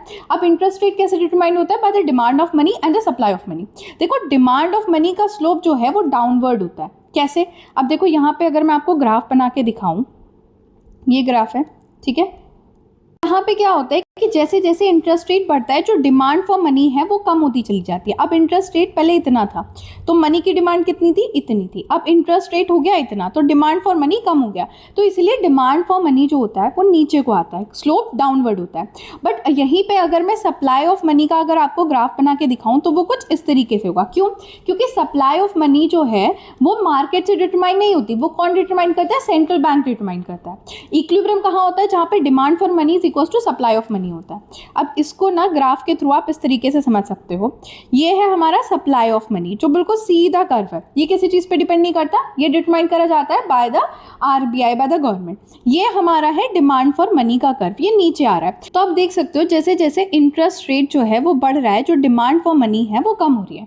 तो यहाँ पे जिस पॉइंट पे E है मतलब इक्विलिब्रियम, इस पॉइंट पे क्या है कि money supply is equals to demand for money है और यहाँ पे हमारा इंटरेस्ट रेट डिटरमाइन हो रहा है। अगर इससे ऊपर जाओगे तो यहाँ पे क्या है कि डिमांड कम है और सप्लाई ज़्यादा है, नीचे आओगे तो हमारी डिमांड ज़्यादा है और सप्लाई कम है। ठीक है, अब यहाँ पे पूरी चीज़ हमने एक्सप्लेन कर दिया। अब एक चीज़ और है, that is liquidity trap. Liquidity trap बहुत ही इंपॉर्टेंट कॉन्सेप्ट है जो आपको ध्यान में रखना है। लिक्विडिटी ट्रैप क्या है? लिक्विडिटी ट्रैप तब होता है जब इंटरेस्ट रेट बहुत ही कम हो जाता है, बहुत ही कम हो जाता है। Because of very low interest rate people expect करते हैं कि फ्यूचर में इंटरेस्ट रेट जो है वो बढ़ेगा और बॉन्ड का प्राइस जो है वो कम होगा, इसीलिए वो क्या करते हैं, सारा पैसा जो है वो कैश में रख लेते हैं, इन्वेस्ट ही नहीं करते। अब सारा का सारा पैसा कैश में रख लेते हैं, इन्वेस्ट ही नहीं करते। इस सिचुएशन में जो मनी सप्लाई है वो इंटरेस्ट रेट को फर्दर रिड्यूस करती ही नहीं है, और इसीलिए जो मॉनेटरी पॉलिसी है ना वो इनइफेक्टिव हो जाती है। मतलब सिंपल ये है कि liquidity trap is a limitation of monetary policy during a deep recession, क्योंकि मॉनेटरी पॉलिसी अफेक्ट ही नहीं करेगी मनी सप्लाई को अगर लिक्विडिटी ट्रैप जैसी सिचुएशन हो जाएगी तो। ठीक है, अब लिक्विडिटी प्रेफरेंस थ्योरी के कुछ क्रिटिसिज्म भी है। पहला, ये रियल फैक्टर को जैसे प्रोडक्टिविटी और सेविंग को इग्नोर कर देता है। एक्सेसिव एम्फेसिस जो है वो डिमांड फॉर मनी पे डाल दिया है, ये अज्यूम करता है कि मनी सप्लाई फिक्स्ड है। दूसरा, जो एक्सपेक्टेशन है रिगार्डिंग फ्यूचर की इंटरेस्ट रेट जो है वो बढ़ेगा घटेगा, ये प्रिडिक्ट करना डिफिकल्ट है, और यहाँ पे माना गया है कि बहुत आसानी से प्रिडिक्ट हो जाती है। दूसरा, ये शॉर्ट रन इंटरेस्ट रेट तो अच्छे से डिटरमाइन करता है लेकिन लॉन्ग रन नहीं करता। अब जो बहुत ही हार्ड और डिफिकल्ट टॉपिक थे उनका हो गया है एंड। अब आते हैं बहुत ही simple topic, credit creation by the commercial bank and its limitation. देखो, कमर्शियल बैंकिंग बहुत ही इंपॉर्टेंट फंक्शन परफॉर्म करता है, वो क्या है, क्रेडिट को क्रिएट करने का। कमर्शियल बैंक को कहा जाता है manufacture of the credit. Credit creation क्या है, एक प्रोसेस है जहाँ पे जो बैंक है वो एडिशनल परचेसिंग पावर क्रिएट कर लेता है थ्रू द लेंडिंग एक्टिविटी। मतलब अगर बैंक को आप 100 रुपये दो तो वो 100 के 200 बना लेता है। मैम मैजिक है क्या बैंक के पास? हाँ हाँ, मैजिक ही है, मैजिक ही है, वो क्रेडिट क्रिएशन करता है। इनिशियल डिपॉजिट को लोन दे के वो क्या करता है कि प्राइमरी डिपॉजिट से काफ़ी ज़्यादा जो मनी सप्लाई है वो क्रिएट कर लेता है। अब कमर्शियल बैंक काम कैसे करता है? देखो, कमर्शियल बैंक के काम करने का सिस्टम समझो। When a person deposit a money in a bank, bank not required to keep the entire amount as a cash. उनको पूरा पैसे कैश में नहीं रखना होता, सिर्फ fraction of deposit other reserve रखना होता है और बाकी का वो लैंड कर सकते हैं। मतलब क्या कर सकते हैं, लोन दे सकते हैं, उधार पे दे सकते हैं। अब लोन दे दिया बैंक ने तो इससे क्या होगा कि बैंकिंग सिस्टम में नया डिपॉजिट आ जाएगा, क्योंकि ये माना जाता है कि मान लो 100 रुपये थे बैंक के पास, 80 रुपये उसने एज अ लोन दे दिया। अब जिसको लोन दिया उसने फिर से बैंक में डिपॉजिट करा दिया, तो फिर से 80 रुपये हो गए बैंक के पास। अब उसने इन 80 रुपये में से फिर से क्या किया कि 20 रुपये काट के 60 रुपये लोन दे दिया। अब 60 रुपये फिर से बैंक में डिपॉजिट हो गए इनडायरेक्टली, है ना, क्योंकि पैसे क्या किए, बैंक में डिपॉजिट कर दिए गए। अब 60 रुपये में से फिर उसने 40 रुपये का लोन दे दिया, तो इससे क्या हुआ कि मनी जो है वो क्रिएट होता रहता है, घूमता रहता है और क्रिएट होता रहता है। अब कमर्शियल बैंक जो है उसको फ्रैक्शन रिजर्व सिस्टम के थ्रू ही क्रेडिट क्रिएशन होता है। फ्रैक्शन रिजर्व सिस्टम में क्या होता है, सिर्फ कुछ पैसा आपको एज अ रिजर्व रखना होता है। मान लो 10,000 थे बैंक के पास, कैश रिजर्व रेशो है 20%। कैश रिजर्व रेशो का मतलब क्या होता है, वो डिपॉजिट जो बैंक को अपने पास रखना होता है, RBI के पास रखना होता है। ठीक है, that is cash reserve ratio. Okay, अब बैंक ने क्या किया कि 20% मतलब 2,000 रुपये तो एज अ रिजर्व रख दिए, बाकी के 8,000 लोन दे दिए। अब इस तरीके से ये साइकिल पूरी चलती रही और एंड में आप देखोगे तो इतने सारे पैसे लोन में देके और बैंक ने डिपॉजिट जो है वो काफ़ी ज़्यादा क्रिएट कर लिया। लेकिन मैम ये पता कैसे चलेगा कितना डिपॉजिट क्रिएट किया? तो उसी को कहते हैं क्रेडिट मल्टीप्लायर। देखो, क्रेडिट मल्टीप्लायर हमें ये बताता है कि कितना पैसा जो है बैंक ने क्रिएट किया होगा। कैसे? Credit multiplier is equals to 1/CRR। देखो, अगर आपको डायरेक्टली CRR दे रखा है तो 1/CRR करके आना है। अगर न्यूमेरिकल्स में आपको रिजर्व रेशो दे रखा है या फिर SLR भी दे रखा है तो आपको 1/LRR करना है। 1/LRR क्या होता है, CRR प्लस SLR। ठीक है, दोनों को ऐड करके आता है। अब यहाँ पे आपको सिर्फ CRR दे रखा है तो क्रेडिट मल्टीप्लायर क्या होगा, 1/CRR। आपको ये फॉर्मूला याद करना है। तो CRR कितना हो गया हमारा 20%, 1/CRR करेंगे तो क्रेडिट मल्टीप्लायर आ गया 5%। मतलब अगर इनिशियल डिपॉजिट 10,000 थी तो क्रेडिट मल्टीप्लायर से मल्टीप्लाई कर लेंगे तो हमें पता चलेगा कि टोटल डिपॉजिट बैंक ने कितनी क्रिएट कर लिया, 50,000। ठीक है, अब लिमिटेशन क्या है क्रेडिट क्रिएशन की? सबसे पहले तो प्राइमरी डिपॉजिट। अगर प्राइमरी डिपॉजिट ही कम है तो बैंक जो है ज़्यादा से ज़्यादा पैसा क्रिएट ही नहीं कर सकता। दूसरा, cash reserve ratio. Cash reserve ratio क्या होता है, जो रिजर्व बैंक अपने पास रख लेती है। अगर कैश रिजर्व रेशो जो है ऊपर कितना था 20%, अगर मैं उसे बढ़ा के 40% कर दूँ तो इसका मतलब क्या है कि ज़्यादा से ज़्यादा पैसा रिजर्व रह जाएगा, मल्टीप्लायर कम हो जाएगा, है ना, क्योंकि मल्टीप्लायर क्या है 1/CRR। अगर CRR की वैल्यू बढ़ेगी तो फिर जो मल्टीप्लायर है उसकी वैल्यू घट जाएगी। देन लिक्विडिटी रिजर्व रेशो, मैंने अभी आपको क्या बताया, LRR जो है वो बेसिकली यूज़ होता है जिसके अंदर CRR और SLR दोनों होता है। तो ये SLR का मतलब भी होता है कि स्पेसिफिक पोर्शन ऑफ डिपॉजिट जो लिक्विड एसेट के फॉर्म में जो बैंक है उसको अपने पास रखना होता है। ठीक है। तो स्टैट्यूटरी लिक्विडिटी रेशियो अगर बढ़ जाता है तो उससे क्या है, रिजर्व ज़्यादा रखना पड़ता है और मल्टीप्लायर जो है वो कम हो जाता है। Habit of holding a cash by the public, अब ये माना गया है कि सारा पैसा जो है ना बैंक में रख दिया जाता है। मैंने अभी आपको यही तो समझाया ना, सारा पैसा जो है वो बैंक में रख दिया जाता है, बट ऐसा तो नहीं है ना, आपके घर वाले भी कुछ पैसा तो कैश में रखते होंगे।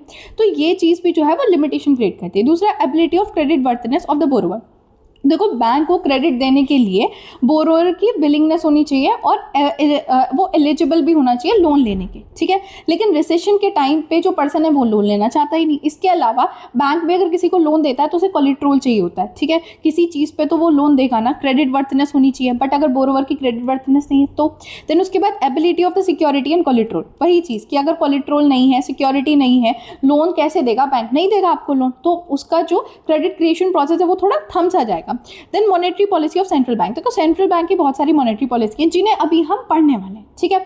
ये सारी जो पॉलिसी हैं वो क्या करती हैं, मनी सप्लाई को कंट्रोल करती हैं और क्रेडिट क्रिएशन को भी कंट्रोल करती हैं। अब आ जाता है हमारा next topic, that is monetary policy instrument, और ये सारी मॉनेटरी पॉलिसी इंस्ट्रूमेंट हमें पढ़नी है। देखो मॉनेटरी पॉलिसी मतलब वो पॉलिसी जो सेंट्रल बैंक अडॉप्ट करता है ताकि वो सप्लाई ऑफ मनी और जो क्रेडिट इकोनॉमी में उसको रेगुलेट कर सके, उसको कंट्रोल कर सके। इंडिया के अंदर जो रिजर्व बैंक ऑफ इंडिया है ना, वो रिस्पॉन्सिबल होता है for formulating and implementing a monetary policy.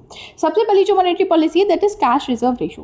Cash reserve ratio क्या होता है, वो मिनिमम परसेंटेज होता है जो कमर्शियल बैंक को अपने टोटल डिपॉजिट का रखना पड़ता है। मान लो 1000 है तो 1000 का 10% जो है वो CRR है। इसका मतलब क्या है कि 1000 का 10% जो है वो बैंक को RBI के पास रखवाना पड़ेगा। अब इम्पॉर्टेंट इंस्ट्रूमेंट ये इसलिए है क्योंकि मान लो अगर बैंक को, अगर RBI ने जो कैपेसिटी है, लेंडिंग कैपेसिटी है कमर्शियल बैंक की, वो कंट्रोल करनी है तो वो क्या करेगा, CRR को बढ़ा देगा। CRR को बढ़ा देगा तो इसका मतलब है कि बैंक के पास कम पैसा होगा एज अ लोन देने के लिए। अब लोन देने के लिए कम पैसा होगा, इसका मतलब क्या है कि इन्वेस्टमेंट कम होगी, है ना, क्योंकि लोन हाई इंटरेस्ट रेट पे मिलेगा, पैसा कम है, लोगों को ज़्यादा लोन चाहिए तो इंटरेस्ट रेट बढ़ जाएगा, है ना।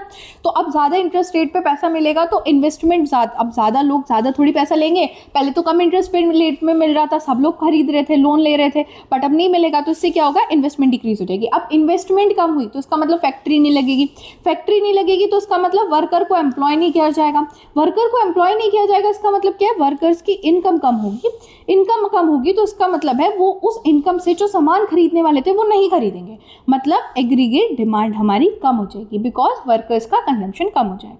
तो इससे हमारी पूरी जो मनी सप्लाई है उसको कंट्रोल कर दिया जाता है। अगर इसका उल्टा कर दो तो मनी सप्लाई को बढ़ा दिया जाता है। अब आता है स्टैट्यूटरी लिक्विडिटी रेशियो। देखो स्टैट्यूटरी लिक्विडिटी रेशियो वो प्रोपोर्शन ऑफ डिपॉजिट होता है जो कमर्शियल बैंक को अपने पास रखना होता है in a form of liquid asset. Liquid asset कुछ भी हो सकती है, cash, gold, approved government security, कुछ भी हो सकता है। अब कैश रिजर्व रेशियो जो है वो क्या होता है, कैश रिजर्व रेशो RBI के पास रखना होता है, but statutory liquidity ratio bank को खुद के पास रखना होता है।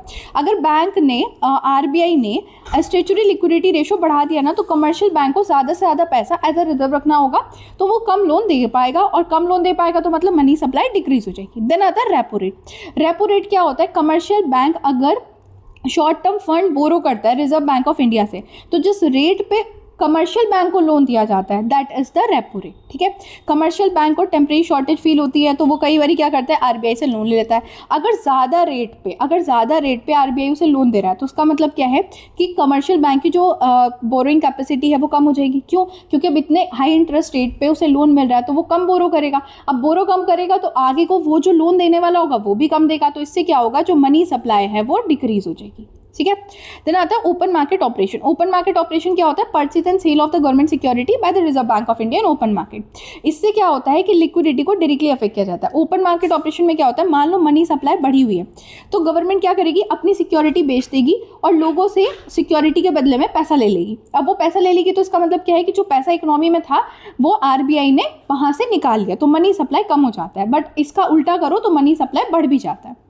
देन आता है function of money and measure of money supply. देखो मनी का फंक्शन क्या है, आप सबको पता है कि मनी क्या है, आज पूरी इकोनॉमी मनी पे डिपेंड कर रही है, तो सेंट्रल पोजीशन है मनी की इंडियन इकोनॉमी में। अब इसके फंक्शन को हम डिवाइड करते हैं in a primary function and the secondary function. Primary function में क्या आता है, सबसे पहले मीडियम ऑफ एक्सचेंज। मनी जो है वो as a medium of exchange काम करता है। पहले बार्टर सिस्टम था, बार्टर सिस्टम में डबल कोइंसिडेंस ऑफ बॉन्ड होनी चाहिए थी, बहुत दिक्कत रहती थी। लेकिन आज आपके पास अगर पैसा है तो आप कुछ भी खरीद सकते हो, आपको मतलब नहीं है कि उसके पास गेहूं गेहूं है या नहीं, आपको चावल चाहिए या नहीं, कोई मतलब नहीं है। डबल कोइंसिडेंस ऑफ वांट का कॉन्सेप्ट ही बिल्कुल खत्म हो गया। आपके पास पैसा है, आप जाके मोमोज खा सकते हो, बात खत्म। देन उसके बाद measure of value. Measure of value का मतलब है कि आज हर गुड्स एंड सर्विसेज को हम मीजर कर सकते हैं with the help of the money. मतलब कुरकुरे की कीमत कितनी है, 10 रुपये, ठीक है। मोमोज की कितनी कीमत है, 50 रुपये। आपको पता है कैसे, क्योंकि आप हर सामान की वैल्यू जो है वो मनी के टर्म में मेजर कर रहे हो। तो मनी क्या है, as a measure of value भी यूज होता है। सेकेंडरी फंक्शन में क्या आता है, store of value. Store of value का मतलब क्या है, पहले क्या करते थे लोग, सामान स्टोर करते थे, ठीक है, गेहूं चावल वगैरह। आज के टाइम क्या है, आप पैसा स्टोर कर सकते हो। आप बड़े आराम से पैसा स्टोर कर सकते हो अपने बैंक अकाउंट में, वो ख़राब भी नहीं होंगे, स्पॉइल भी नहीं होंगे, कोई दिक्कत भी नहीं होगी, है ना। तो स्टोर ऑफ वैल्यू का काम करता है। Then deferred, standard of deferred payment. आज की इकोनॉमिक ट्रांजेक्शन में ऐसा नहीं होता कि अभी के अभी सारे ट्रांजेक्शन हो गए, नहीं, कोई फ्यूचर में भी होता है ना, जैसे लोन, मॉर्गेज, क्रेडिट ट्रांजेक्शन, जहाँ पे स्टैंडर्ड फ्यूचर पेमेंट की ज़रूरत होती है। और मनी जो है वो एक स्टैंडर्ड पेमेंट की तरह एक्ट करता है, बिकॉज डेट और ऑब्लिगेशन जो है वो एक्सप्रेस की जा सकती है मॉनेटरी टर्म में with the help of money. Then transfer of value. आज के टाइम पे आप इजीली पैसा ट्रांसफर कर सकते हो। आपके पास पैसा है, आपको अपने फ्रेंड को देना है, आप इजीली ट्रांसफर कर सकते हो। लेकिन पहले ऐसे ट्रांसफर नहीं हो सकता था ना। अब क्योंकि मनी है तो इंडिविजुअल परचेसिंग पावर एक पर्सन से दूसरे पर्सन पे ट्रांसफर हो सकती है। इसके अलावा कुछ कंटीजेंसी फंक्शन भी है मनी के। कंटीजेंसी फंक्शन क्या है कि मनी सप्लाई जो है वो हेल्प करता है डिस्ट्रीब्यूशन ऑफ नेशनल इनकम को among the factor of prediction में। अब मनी सप्लाई इन इंडिया, देखो मनी सप्लाई जो है ना इंडिया में, उसको 4 तरीके से मेजर किया जाता है, M1, M2, M3 and M4। सबसे इंपॉर्टेंट है इनके फॉर्मूले जो आपको बहुत अच्छे से याद करने हैं। M1 जो है वो नैरो मनी है। M1 narrowest measure of money supply है। इसके अंदर most liquid form of money आती है, that is C currency of the public, demand deposit with the commercial bank and cooperative bank, other deposit with the RBI, ये सारी चीज़ें आती हैं। देन आता है M2। M2 जो है वो ब्रॉडर मेजर ऑफ मनी होता है। इसके अंदर M1 तो आता ही है, इसके अलावा saving deposit with the post office saving bank भी आता है, ठीक है। अब तीसरा आता है हमारा broad money, that is M3। M3 जो है वो मोस्ट इंपॉर्टेंट मेजर है मनी सप्लाई का। इंडिया में फ्रिक्वेंटली यही यूज़ किया जाता है। M3 के अंदर M2 नहीं आता, ध्यान रखना, M2 नहीं आता, M1 आता है, plus time deposit with the money आता है। टाइम डिपॉजिट के अंदर आपका फिक्स डिपॉजिट का मतलब क्या है, एक बार आपने पैसे डाल दिए और आप बहुत साल बाद उसे निकाल रहे हो। और रिकरिंग डिपॉजिट का मतलब क्या है, हर साल आप 100 रुपये करके या 20 रुपये करके डाल रहे हो, ठीक है। आप इसे इमीडिएटली विड्रॉ नहीं कर सकते। M3 जो है वो हाईली लिक्विड मनी भी इसके अंदर होता है और टाइम डिपॉजिट भी होता है, तो इसीलिए ये ब्रॉड मनी होता है। देन आता है M4 ब्रॉडेस्ट मनी है। इसके अंदर M3 आता है और total deposit with post office saving organisation भी आता है, ठीक है। अगर हम इनका रिलेशन देखें साइज के अकॉर्डिंग, तो सबसे बड़ा है M1, फिर M2, फिर M3 और फिर M4, ठीक है। अब यहाँ पे मैंने फॉर्मूले लिख दिए और आओ एक बार इसका रिविजन आपको कर लेना है। अब आता है next topic, that is creation, consumption function and derivation of saving function. देखो कंजम्पशन फंक्शन मैंने अभी आपको ऊपर भी पढ़ा है, कैसे, क्या फंक्शन था, C is equals to A plus BY, याद आया। कंजम्पशन फंक्शन मैंने ऊपर भी पढ़ा है। कंजम्पशन और सेविंग दो फंडामेंटल कॉन्सेप्ट थे जो किनीशियन ने मैक्रो इकोनॉमिक्स में दिए थे, ठीक है। अब इनकी रिलेशनशिप समझने के लिए हमें कंजम्पशन फंक्शन को समझना ज़रूरी है और फिर उससे हम सेविंग फंक्शन को डेराइव करना सीखेंगे। देखो कंजम्पशन फंक्शन क्या है, consumption function is a function of current disposable income. आज की कितनी डिस्पोजेबल आपकी इनकम है उस पर कंजम्पशन फंक्शन जो है वो डिपेंड करता है, क्योंकि ऑटोनोमस कंजम्पशन तो फिक्स होता है, लेकिन आपकी इनकम अगर बढ़ेगी तो आपका कंजम्पशन भी बढ़ेगा, ठीक है। आपको ये बात समझ आनी चाहिए। देन कंपोनेंट क्या होता है इसके, सबसे पहले ऑटोनोमस कंजम्पशन क्या होता है, वही कंजम्पशन, अगर आप इनकम जीरो है तो भी आप इसे कंज्यूम करोगे, दैट इज द कंजम्पशन। इसको आप कैसे रिप्रेजेंट करते हो, जब आप ग्राफ बनाते हो तो यहाँ से ये जो डिफरेंस है that is autonomous consumption. Then marginal propensity to consume, मैं आपको ये बहुत अच्छे से समझा चुकी हूँ, marginal propensity to consume.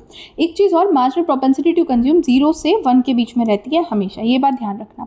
Properties क्या है इसकी कि कंजम्पशन फंक्शन इंक्रीज होता है इनकम के साथ, लेकिन हमेशा उतना इंक्रीज नहीं होता जितनी इनकम इंक्रीज हो रही है। मान लो इनकम अगर 100 से इंक्रीज हो रही है तो कंजम्पशन हो सकता है 80 से इंक्रीज हो, बट ज़रूरी नहीं कि 100 से ही इंक्रीज हो, 100 से कभी इंक्रीज नहीं होता। देन MPC पॉजिटिव होता है बट लेस देन 1 होता है। At a low level of income consumption जो है वो इनकम से ज़्यादा हो सकती है। अगर इनकम कम है ना तो उस टाइम पे कंजम्पशन ज़्यादा हो सकता है, क्यों, क्योंकि ऑटोनोमस कंजम्पशन भी आता है ना, ठीक है। देन उसके बाद आपको कंजम्पशन फंक्शन का अगर ग्राफ बनाने को आएगा, डायग्राम बनाने को आएगा, तो आपको कुछ इस तरीके से लिखना है। कंजम्पशन फंक्शन कौन सा है, कंजम्पशन फंक्शन का ग्राफ है ये होता है, ये इंक्रीज होता रहता है जैसे जैसे इनकम बढ़ती है, ठीक है। अब ये चीज़ जो है ना वो आपकी रिप्रेजेंट करती है स्लोप को कैसे, स्लोप क्या है कंजम्पशन फंक्शन में, b जो है ना वो स्लोप है, और स्लोप क्या है, change in y upon change in c, that is उल्टा लग दिया, change in c upon change in y, this is the slope and this is represent by the b। ठीक है, तो ये यहाँ पे इसको रिप्रेजेंट कर रही है। अब ये पूरा ग्राफ आई होप आपको समझ आ गया होगा। अब हम ये देखते हैं कि किस तरीके से हम सेविंग फंक्शन को इससे डिराइव करते हैं। तो देखो ये चीज़ आपको पता है, ये चीज़ बहुत अच्छे से पता है। अब मैं इससे क्या करूँगी, यहाँ पे s is equals to y minus C लिख दूँ, कोई दिक्कत तो नहीं है। ठीक है, अब यहाँ पे अगर मैं ये वाली चीज़ इस फंक्शन में सब्सटीट्यूट कर दूँ तो क्या हो जाएगा s, तो यहाँ पे देखो s is equals to Y minus A minus B Y हो जाएगा। अब अगर मैं y को कॉमन ले लूँ तो माइनस ए प्लस वाई 1 माइनस बी हो जाएगा, और यही हमारा सेविंग फंक्शन है। अब इसकी इंटरप्रिटेशन समझ लेते हैं। देखो यहाँ पे जो माइनस ए है दैट इज ऑटोनोमस डिसेविंग। इसका मतलब क्या है कि अगर आपकी इनकम लेवल 0 है तो आप कुछ तो कंज्यूम करते हो ना, कैसे कंज्यूम करते हो, सेविंग में से निकालते हो ना पैसा, तो इट इज़ अ डिसेविंग, और ये माइनस है तो इसलिए डिसेविंग को रिप्रेजेंट कर रहा है। देन उसके बाद मैंने आपको बताया था कि बी क्या है, B is marginal propensity to consume है। 1 माइनस बी करोगे तो इसका मतलब क्या है, 1 minus marginal propensity to consume, जो किसके इक्वल होती है, मार्जिनल प्रोपेंसिटी टू सेव। ठीक है, अब मार्जिनल प्रोपेंसिटी टू सेव को आप ऐसे भी रिप्रेजेंट कर सकते हो, change in S change in Y, मतलब इनकम में चेंज आने की वजह से आपके सेविंग में कितना चेंज आया, दैट इज। तो रिलेशनशिप अगर मैं देखूं एमपीएस और एमपीसी की, दैट इज 1। क्यों, क्योंकि b प्लस 1 माइनस बी करूंगी तो क्या आएगा, दैट इज द 1। ओके, अब आ जाते हैं यहाँ पे ग्राफिकल फंक्शन। देखो वैसे तो आपके किसी भी क्वेश्चन पेपर में ग्राफिकल प्रेजेंटेशन मतलब graphical derivation of saving function नहीं आया है from the consumption function, but still मैंने यहाँ पे शो कर दिया और एक्सप्लेनेशन भी लिखी है। देखो सेविंग फंक्शन आपको कैसे दिखाना है ग्राफ में, कुछ इस तरीके से आपका सेविंग का स्लोप होगा। क्यों, नीचे से क्यों आ रहा है, क्योंकि इनकम आपकी भले ही 0 हो बट आपका ऑटोनोमस कंजम्पशन होता है, और जितना ऑटोनोमस कंजम्पशन होता है उतना नीचे से सेविंग का कर्व शुरू होता है। जिस पॉइंट पे आपका जो कंजम्पशन फंक्शन है, ठीक है, आपका जो आपका कंजम्पशन का ग्राफ होता है और जो इनकम है वो इंटरसेक्ट करती है, उस पॉइंट पे आपकी सेविंग 0 होती है, क्योंकि आपकी जितनी इनकम है आप उतनी कंज्यूम कर रहे हो, तो आपके पास सेविंग कुछ बची नहीं। ठीक है, यहाँ पे मैंने वही चीज़ को रिप्रेजेंट करा है और आपको डराइव करके दिखाया। अब ये इंपॉर्टेंट फॉर्मूले हैं जो अभी तक मैंने आपको इसमें पढ़ाए हैं, आपको इन्हें याद करके रखना है क्योंकि इससे न्यूमेरिकल आ सकते हैं। अब आता है next topic, that is marginal and average propensity to consume and save. Guys देखो मैं आपको marginal propensity to consume and marginal propensity to save तो पढ़ा चुकी हूँ। अब मैं आपको डिटेल में पढ़ाऊंगी average propensity to consume and average propensity to save. तो मैम फिर आपने ये क्यों दिया, क्योंकि एग्जाम में ऐसा क्वेश्चन आया था तो आपको मैंने पूरा लिख के दिखा दिया। देखो एवरेज प्रोपेंसिटी टू कंज्यूम क्या दिखाता है, प्रोपोर्शन ऑफ टोटल इनकम जो आपने स्पेंड कर दी। आपकी इनकम अगर 100 है उसमें से आपने 80 स्पेंड कर दी, तो इसका मतलब क्या है, कितना प्रोपोर्शन आपने स्पेंड कर दिया, that is average propensity to consume. एक चीज़ आपको ध्यान रखनी होगी कि जैसे जैसे इनकम बढ़ती है ये जो प्रोपोर्शन ऑफ कंजम्पशन होता है ना डिक्रीज होता है। ठीक है, आप इस टेबल की हेल्प से ये देख सकते हो। देन उसके बाद आता है आपका average propensity to save. Average propensity to save का मतलब क्या है कि जैसे जैसे इनकम बढ़ रही है उसके कंपैरिजन में कितना आपका सेविंग बढ़ रहा है। ठीक है, तो आपका जो सेविंग है that is divide by income, that is average propensity to save. आपको ये बात याद रखनी है कि जैसे जैसे इनकम बढ़ती है एवरेज प्रोपेंसिटी टू सेव भी बढ़ता है, क्योंकि आप कंज्यूम नहीं करते, आपकी इनकम फिर क्या होती है, आप सेव करना शुरू कर देते हो। पहले आपके पास 100 रुपये थे तो आप 80 रुपये जो है वो कंजम्पशन में डाल रहे थे, बट जब 200 रुपये हो गए तो आपने कितना किया, आपने 160 रुपये नहीं किया, आपने 140 रुपये सिर्फ कंज्यूम करे, बाकी के सेव कर लिए। ठीक है, अब आ जाते हैं हमारे नेक्स्ट टॉपिक पे, that is nominal GDP, real GDP and GDP deflator. देखो जीडीपी का मतलब क्या होता है, जीडीपी इकोनॉमिक परफॉर्मेंस को मेजर करती है। It represent total value of final goods and services जो प्रोड्यूस होती है डोमेस्टिक टेरिटरी में of a country during a period of time. अब जीडीपी को हम 2 तरीके से मेजर करते हैं, नॉमिनल एंड द रियल। अब नॉमिनल जीडीपी क्या होती है, देखो it is the value of final goods and services जो प्रोड्यूस हुआ है इकोनॉमी में, लेकिन हम उन्हें मेजर करते हैं करंट प्राइस पे।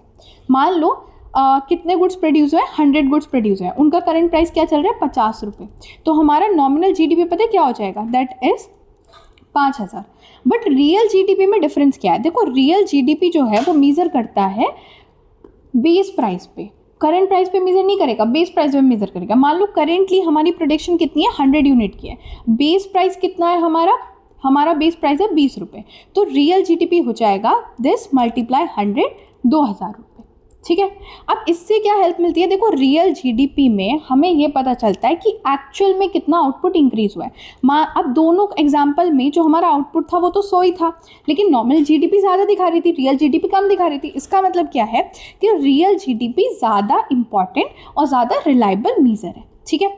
अब डिफरेंस क्या है, डिफरेंस यही जो मैंने आपको बताया है, आप इसको एक बार ही पढ़ लीजिएगा, आपको डिफरेंस समझ आ जाएगा। अब आ जाता है जीडीपी डिफ्लेटर। जीडीपी डिफ्लेटर क्या है, प्राइस इंडेक्स है जो मेजर करता है average price level of all the final goods and services जो जीडीपी में इंक्लूड है। डिफ्लेटर क्यों बोलते हैं, बिकॉज ये जो इन्फ्लेशन इफेक्ट है ना उसको हटा देता है, नॉमिनल जीडीपी में से इन्फ्लेशन इफेक्ट को हटा देता है, that is the GDP deflator. इसका फॉर्मूला कुछ इस तरीके से होता है, इसको जरूर याद कर लेना, इस पर न्यूमेरिकल आने के काफ़ी ज़्यादा चांसेस हैं, ठीक है। अब देखो जीडीपी डिफ्लेटर और कंज्यूमर प्राइस इंडेक्स के बीच में डिफरेंस क्या है। देखो जीडीपी डिफ्लेटर और कंज्यूमर प्राइस इंडेक्स दोनों ही इन्फ्लेशन को मेजर करते हैं, बट जो जीडीपी डिफ्लेटर है ना वो all final goods and services जो भी प्रोड्यूस हो रही है ना उनको मेजर करता है, मतलब कैपिटल गुड्स भी कंज्यूमर गुड्स भी। लेकिन कंज्यूमर प्राइस इंडेक्स सिर्फ कंज्यूमर गुड्स पे फोकस करता है, वो कैपिटल गुड्स या इन्वेस्टमेंट सर्विस को नहीं लेता। इसके अलावा जो जीडीपी डिफ्लेटर है वो चेंजिंग बास्केट ऑफ गुड्स लेता है, ठीक है। मान लो पहले क्वांटिटी, बेस क्वांटिटी पहले कितनी थी 100 यूनिट थी, बट करंट ईयर में क्वांटिटी कितनी हो गई है 200 यूनिट हो गई है, तो जीडीपी डिफ्लेटर जो है वो 200 यूनिट को यूज़ करके मेजर करेगा, बट कंज्यूमर प्राइस इंडेक्स हमेशा बेस क्वांटिटी लेता है, ओके। अब इसका न्यूमेरिकल कुछ इस तरीके से है, आपको नॉमिनल जीडीपी दे रखी है, रियल जीडीपी दे रखी है, आपको जीडीपी डिफ्लेटर पूछा तो आपको क्या करना है, नॉमिनल जीडीपी में से रियल जीडीपी को डिवाइड कर देना है, मतलब nominal GDP divide by real GDP into 100 करना है, आपके पास जीडीपी डिफ्लेटर निकल के आ जाएगा, ठीक है। अब यहाँ पे एक चीज़ और इंटरप्रिटेशन लेवल और समझ लो। देखो जीडीपी डिफ्लेटर अगर 100 है इसका मतलब क्या है कि nominal GDP is equal to real GDP, but अगर 120 है इसका मतलब क्या है कि एवरेज प्राइस लेवल 20% से बढ़ा है, बेस ईयर से आज के टाइम पे जो प्राइस है वो 20% बढ़ा है। अब आता है method of measuring a national income. देखो 12th क्लास में आपने ये टॉपिक बड़े अच्छे से पढ़ा होगा, फिर भी मैं आपको बड़े अच्छे से समझाने जा रही हूँ, ठीक है। देखो नेशनल इनकम को 3 तरीके से मेजर किया जाता है, value added method, income method and expenditure method. National income क्या होती है, total value of goods and services produce in economy during a period of time usually 1 year. ये इंपॉर्टेंट इंडिकेटर है इकोनॉमिक एक्टिविटी का। Production जो है ना जितना प्रोड्यूस हुआ है उसी से इनकम होगी, उतनी एक्सपेंडिचर होगी, इसीलिए हम ये मानते हैं कि production equals to income is equals to expenditure, और ये तीनों मेथड इक्वल आंसर देते हैं, कभी भी इनका आंसर जो है वो डिफरेंस नहीं होता। देखो ये तीनों चीज इक्वल कैसे हैं ये भी समझ लो। जब भी गुड्स एंड सर्विस प्रोड्यूस होता है तो इनकम जनरेट होती है for a factor of production, क्योंकि गुड्स एंड सर्विस जनरेट करने के लिए हमें जो फैक्टर ऑफ प्रोडक्शन है, फैक्टर ऑफ प्रोडक्शन क्या है, लैंड, लेबर, कैपिटल, ठीक है, उन सब से सामान लेना पड़ेगा, लैंड लेना पड़ेगा, कैपिटल लगेगी हमारी, लेबर यूज होगी, तो फैक्टर ऑफ प्रोडक्शन को हम इनकम भी देंगे उनको, है ना, तो फैक्टर ऑफ प्रोडक्शन की इनकम जनरेट होती है। अब ये जो इनकम है वो अल्टीमेटली गुड्स एंड सर्विस पे यूटिलाइज होती है, तो production is equal to income is equal to expenditure. अब एक एक करके इस मेथड को समझ लेते हैं। सबसे पहला मेथड है वैल्यू एडेड मेथड। देखो वैल्यू एडेड मेथड जो है वो मेजर करता है नेशनल इनकम को from a production side of economy. ये मेथड क्या कहता है कि जो भी वैल्यू एडेड हो रही है ना हर एक स्टेज पे उसको आप ऐड कर दो। ये जो कॉन्सेप्ट है वो सिंपली क्या करता है, जो भी गुड्स प्रोड्यूस करने में हर स्टेज पे वैल्यू ऐड हो रहा है सिर्फ हम उसको ऐड करते हैं, टोटल को नहीं ऐड करते क्योंकि उससे डबल काउंटिंग हो जाएगी। तो वैल्यू एडेड क्या करता है, वैल्यू ऑफ आउटपुट में से इंटरमीडिएटरी कंजम्पशन को माइनस कर देता है, ठीक है। अब यहाँ पे नेक्स्ट मेथड आता है हमारा इनकम मेथड। इनकम मेथड जो है वो मेजर करता है नेशनल इनकम को from a income side of economy. ये क्या करता है कि एक सामान जब हमने प्रोड्यूस करा तो उसको प्रोड्यूस करने के लिए हमने इनकम दी होगी फैक्टर ऑफ प्रोडक्शन को, तो वो जितनी इनकम हमने फैक्टर ऑफ प्रोडक्शन को दी है अगर हम उन सबको ऐड करते हैं, मतलब लेबर, लैंड, कैपिटल, एंटरप्रेन्योर को जो भी हमने पेमेंट करा है अगर हम उन सारे पेमेंट को ऐड कर दें तो हमारा जो है वो नेशनल इनकम कैलकुलेट हो जाएगा। कैसे, wage plus rent plus interest plus profit, ठीक है। इसमें से हम जो पेंशन, स्कॉलरशिप और अनएम्प्लॉयमेंट बेनिफिट होता है ना उसको एक्सक्लूड कर देते हैं। इसके अलावा जो कैपिटल गेन होता है और विंडफॉल गेन होता है उसको भी हटा देते हैं। अब आता है एक्सपेंडिचर मेथड। एक्सपेंडिचर मेथड क्या कहता है, अब जो भी पैसा आया होगा उसको एक्सपेंस की तरह ही यूज़ किया होगा, मतलब गुड्स एंड सर्विस प्रोड्यूस करने, गुड्स एंड सर्विस परचेस करने के लिए यूज़ किया होगा। तो ये जो है नेशनल इनकम को एक्सपेंडिचर साइड से मेजर करता है। ये क्या कहता है, जितनी भी एक्सपेंडिचर हुई है ना फाइनल गुड्स एंड सर्विस की ड्यूरिंग एन ईयर उन सबको आप ऐड कर दो ताकि आपके पास नेशनल इनकम आ जाए। तो एक्सपेंडिचर के कॉम्पोनेंट क्या है, सी प्लस आई प्लस जी, ठीक है, प्लस एक्स। अगर आपका 2 सेक्टर मॉडल है तो वहाँ पे आपका 2 सेक्टर मॉडल में सिर्फ सी प्लस आई आएगा। अगर पूरा ओपन इकोनॉमी है तो आपका फिर इस तरीके से ये चीज़ आ जाएगी। ओके ये जो तीनों मेथड है वो सेम ही रिजल्ट प्रोड्यूस करेंगे, इस बात का आपको ध्यान रखना है। अब ये फॉर्मूले हैं जो इसमें से आपको याद करने, मैंने यहाँ पे अटैच कर दिया है। अब चलते हैं दूसरे कॉन्सेप्ट पे, that is limitation of GDP as a meter of economic value. देखो जीडीपी क्या होती है ये आपको पता चल गई, लेकिन लोग ये एज्यूम करते थे कि अगर जीडीपी बढ़ रही है ना तो लोगों का वेलफेयर ऐसे हो जाएगा, अगर जीडीपी ज़्यादा तो इसका मतलब क्या है, लोगों का वेलफेयर ज़्यादा। बट धीरे धीरे ये रियलाइज़ हुआ कि ऐसा नहीं होता है, जीडीपी इंक्रीज हो रही होती है फिर भी जो लोगों का वेलफेयर है वो नहीं हो रहा होता, बिकॉज लोगों का वेलफेयर जीडीपी पे डिपेंड नहीं करता, वो और चीज़ों पे डिपेंड करता है, जैसे health, education, leisure, environmental quality and the income distribution. Therefore GDP जो है वो इम्परफेक्ट मीजर है फॉर द इकोनॉमिक वेलफेयर, और इसकी बहुत सारी लिमिटेशन है। लिमिटेशन क्या क्या, पहले ये इनकम डिस्ट्रीब्यूशन को इग्नोर कर देता है। ठीक है, जीडीपी बढ़ रही है, इसका मतलब हो सकता है कि सिर्फ एक इंसान इकोनॉमी में ऐसा है जिसके पास पूरा पैसा है और बाकियों के पास 10 रुपये, 20 रुपये और 30 रुपये बस। ठीक है, तो इसका मतलब क्या है कि इनकम डिस्ट्रीब्यूशन जो है वो ढंग से हो नहीं रहा, और जीडीपी तो इस चीज़ को देखती ही नहीं है। देन नॉन मार्केट एक्टिविटी, बहुत सारी ऐसी एक्टिविटी हैं जो वेलफेयर में कंट्रीब्यूट करती हैं बट जीडीपी तो उनको काउंट भी नहीं करता, जैसे household work perform by the homemaker, care provided to the children, elder family member, voluntary services, इन सबको जीडीपी तो देखता ही नहीं है। तो जीडीपी ट्रू इंडिकेटर कैसे हो गया? Then GDP does not consider the leisure. देखो इकोनॉमिक वेलफेयर सिर्फ इनकम पे डिपेंड नहीं करता बट क्वालिटी ऑफ लाइफ पे और आपकी ज़िंदगी में कितना आराम है उस पर भी डिपेंड करता है। गाइस, जो लोग आराम का नाम सुन के आराम करने के बारे में सोच रहे हो ना, मत करो, एक ही दिन है, मेहनत से पढ़ो। ठीक है, then suppose GDP increase because people work longer hour, लोगों से बहुत घंटे काम करा रहा है और जीडीपी इंक्रीज भी हो गई, तो उससे क्या फ़ायदा? लोगों का जो क्वालिटी ऑफ लाइफ है वो तो खराब हो गया ना। ठीक है, देन उसके बाद जीडीपी इन्वायरमेंटल डैमेज को भी इग्नोर कर देता है। देखो जीडीपी हो रही है, इकोनॉमिक ग्रोथ हो रहा है, तो इंडस्ट्रियलाइजेशन, अर्बनाइजेशन हो रहा है, उससे नेचुरल रिसोर्सेज जो है उनका यूज़ भी ज़्यादा हो रहा है, पॉल्यूशन बढ़ रहा है, डिफॉरेस्टेशन हो रहा है, बट जीडीपी कहाँ रिकॉर्ड कर रहा है इन सबको? जीडीपी तो बस ये रिकॉर्ड कर रहा है कि गुड्स प्रोड्यूस हो रहे हैं और कंट्री ऊपर जा रही है। ठीक है, देन उसके बाद GDP does not measure the quality of goods and services. चलो गुड्स एंड सर्विसेज अब बढ़िया बन भी गए, क्वांटिटी तो देख ली, लेकिन गुड्स एंड सर्विसेज की क्वालिटी कौन रिप्रेजेंट करेगा? जीडीपी तो रिप्रेजेंट नहीं करता, तो GDP is not a good indicator. Then GDP social cost को भी इंडिकेट नहीं करता। देखो कुछ एक्टिविटी ऐसी हैं जो जीडीपी को तो इंक्रीज करती हैं लेकिन वो वेलफेयर को कम करेंगी। For example expenditure on medical treatment after accident, crime prevention measure, pollution control increase the GDP because this involve the market transaction. However such expenditure social problem बढ़ाता है rather than improvement wellbeing, and thus GDP में increase the GDP increase होगी लेकिन फिर भी बहुत सारे economic social difficulty face करनी पड़ सकती है। Then GDP does not measure the human development. Human development मतलब education, health, nutrition, life expectancy, GDP क्या ये सब मेजर करता है? नहीं करता। जीडीपी जो है वो बहुत ही डिफरेंट स्टैंडर्ड है, और ना ही वो हेल्थ केयर मेजर करता है, ना ही एजुकेशन, और ना ही क्वालिटी ऑफ लाइफ।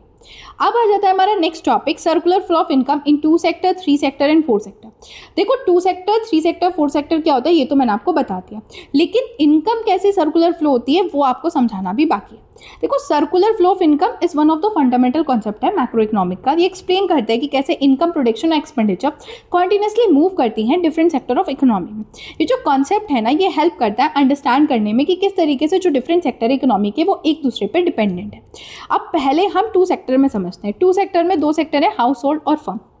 ठीक है, अब यहाँ पे किस तरीके से चीज़ें चलती हैं वो समझते हैं। देखो इसको देखो, यहाँ पे 2 सेक्टर हैं, एक है हाउस होल्ड और एक फर्म।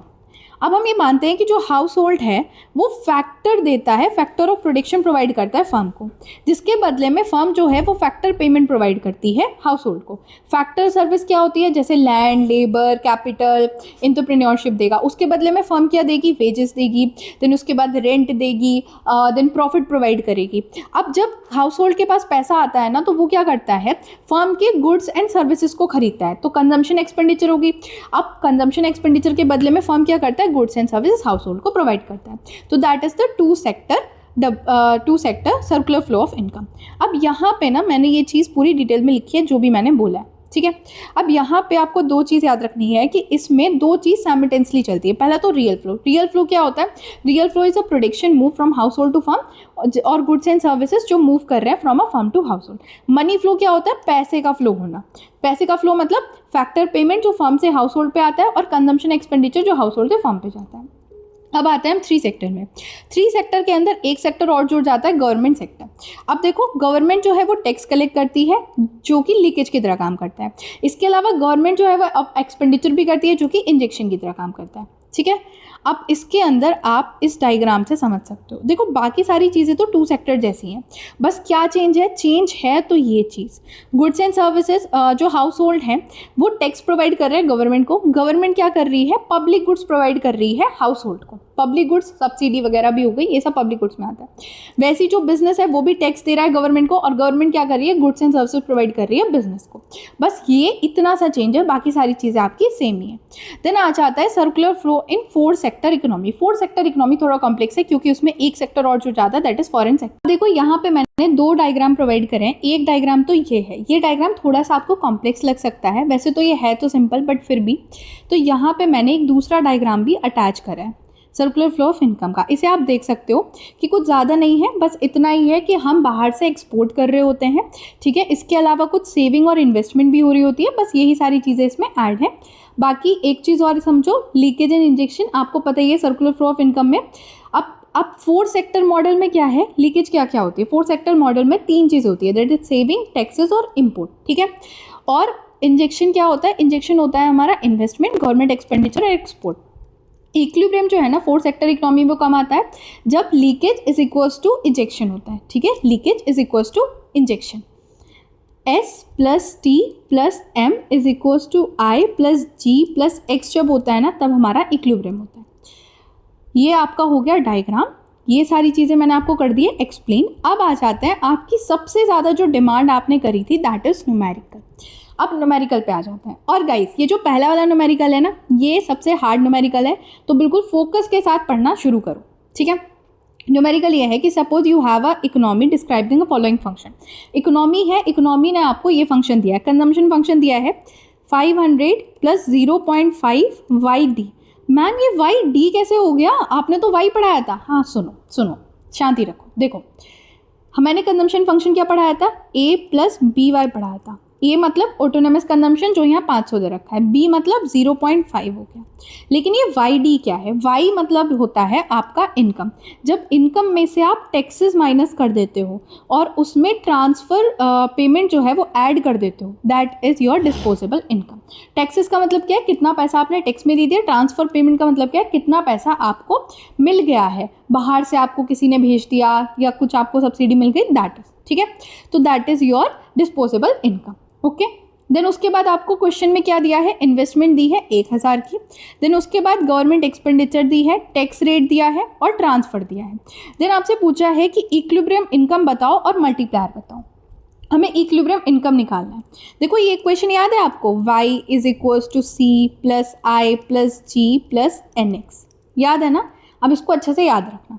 अब अगर मैं C की जगह पे a plus B Y D डाल दूँ, ठीक है, तो इक्वेशन क्या बन जाएगी, इक्वेशन ये बन जाएगी कि यहाँ C की जगह पे ये पूरी सारी चीज़ें आ जाएंगी, ठीक है। अब देखो इसको हमें कैसे कैलकुलेट करना है। सबसे पहले हमें कंजम्पशन फंक्शन फाइंड करना होगा। कंजम्पशन फंक्शन कैसे मिलेगा, हमारा कंजम्पशन फंक्शन क्या है, C is equals to a plus B Y D, ठीक है। C is equals to a हमें क्या दे रखा है 500 प्लस b हमें क्या दे रखा है, b दे रखा है हमें 0.5 और वाई डी। बट हमें वाई डी तो निकालना पड़ेगा ना, वाई डी मतलब डिस्पोजेबल इनकम। उसको कैसे निकालेंगे, y माइनस 0.2 वाई प्लस 200। क्यों, क्योंकि मैंने क्या किया, इनकम में से टैक्स माइनस किया प्लस उसमें ट्रांसफ़र पेमेंट ऐड कर दिया।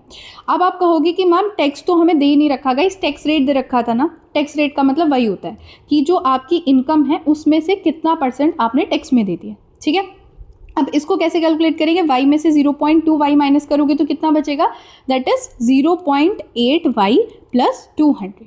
तो ये मेरी क्या आ गई, ये मेरी आ गई डिस्पोजेबल इनकम, ठीक है। अब इस डिस्पोजेबल इनकम को मैं क्या करूँगी, यहाँ पे फंक्शन में रख दूंगी और फिर मेरा कंजम्पशन फंक्शन निकल के आएगा। मेरा कंजम्पशन फंक्शन क्या हो जाएगा, 500 प्लस 0.5 और वाई डी की वैल्यू रख देंगे 0.8 वाई प्लस 200। अब अंदर मल्टीप्लाई करूँगी तो C is equals to 500 plus 0.4 Y plus 100 आ जाएगा and C is equals to 600 plus 0.4 Y, ठीक है, सबसे हार्ड यही पार्ट था। अब ये हो गया, अब हम क्या करेंगे, इक्विलिब्रियम की कंडीशन लगाएंगे। इक्विलिब्रियम की कंडीशन क्या थी, y is equal to C plus I plus G plus N X. N X मतलब नेट एक्सपोर्ट इसमें दे नहीं रखा तो आप उसे छोड़ दो। y इज इक्वल टू सी हमने कितना निकाला था, 600 प्लस 0.4 y निकाला था, प्लस इन्वेस्टमेंट हमें क्वेश्चन में दे रखी है 1000, गवर्नमेंट एक्सपेंडिचर भी दे रखी है 2000। जब हम सारी इन वैल्यूज को ऐड कर देंगे तो ऐड करके हमारे पास आएगा 3600 प्लस 0.4 y। अब इस y को हम दूसरी साइड लेके जाएंगे यहाँ पे और इसे करेंगे यहाँ से सब्ट्रैक्ट। जब हम सब्ट्रैक्ट करेंगे, सब्ट्रैक्ट करने के बाद हमारे पास वैल्यू बचेगी 0.6 y that is equals to 3600 और y की फाइनल वैल्यू आ जाएगी हमारी 6000। ठीक है, ये हमारी हो गई इक्विलिब्रियम इनकम। अब हमसे दूसरी चीज जो पूछी थी दैट इज द मल्टीप्लायर। देखो मल्टीप्लायर कैसे निकलेगा, multiplier is equals to 1/1 minus MPC होता है। ठीक है, बट यहाँ पे एक चीज आपको और ध्यान रखनी है, वो ये है कि यहाँ पे आपको टैक्सेस भी दे रखा है, तो आपको इसमें से 1 माइनस टी भी माइनस करना होगा। ओके ये चीज़ ध्यान रखना, ये चीज़ इसमें थोड़ा एडिशन है। तो यहाँ पे k इज इक्वल्स टू 1/ आपकी जो वैल्यू है MPC की वो कितनी है 0.5, तो 1 माइनस 0.5 इंटू 1 माइनस टैक्स की वैल्यू कितनी है 0.2। जब आप इसे कैलकुलेट करोगे तो आपके पास जो k निकल के आएगा वो आएगा 1/0.6 और आपके पास जो फाइनल कैलकुलेट करके आएगा दैट इज 1.67। ये आपका हो गया मल्टीप्लाई।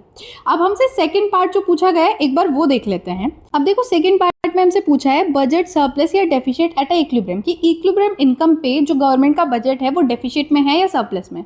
तो देखो अब इसकी कैलकुलेशन देखो, सबसे पहले हमें निकालना पड़ेगा कि गवर्नमेंट की रेवेन्यू कितना है। कैसे रेवेन्यू आएगा, गवर्नमेंट का रेवेन्यू कैसे आता है, टैक्स से आता है, तो हमें टैक्स से रेवेन्यू देखना पड़ेगा। टैक्स कितना होता है, टैक्स इज इक्वल्स टू हमें जो परसेंटेज दे रखी है टैक्स की उसकी मल्टीप्लाई करेंगे इनकम से, क्योंकि 6000 की हमारी टोटल इनकम है इक्विलिब्रियम इनकम, उसमें से 0.2% हमें 0.2 कितना देना है, टैक्स देना है। तो टैक्स कितना आ जाएगा हमारा 1200।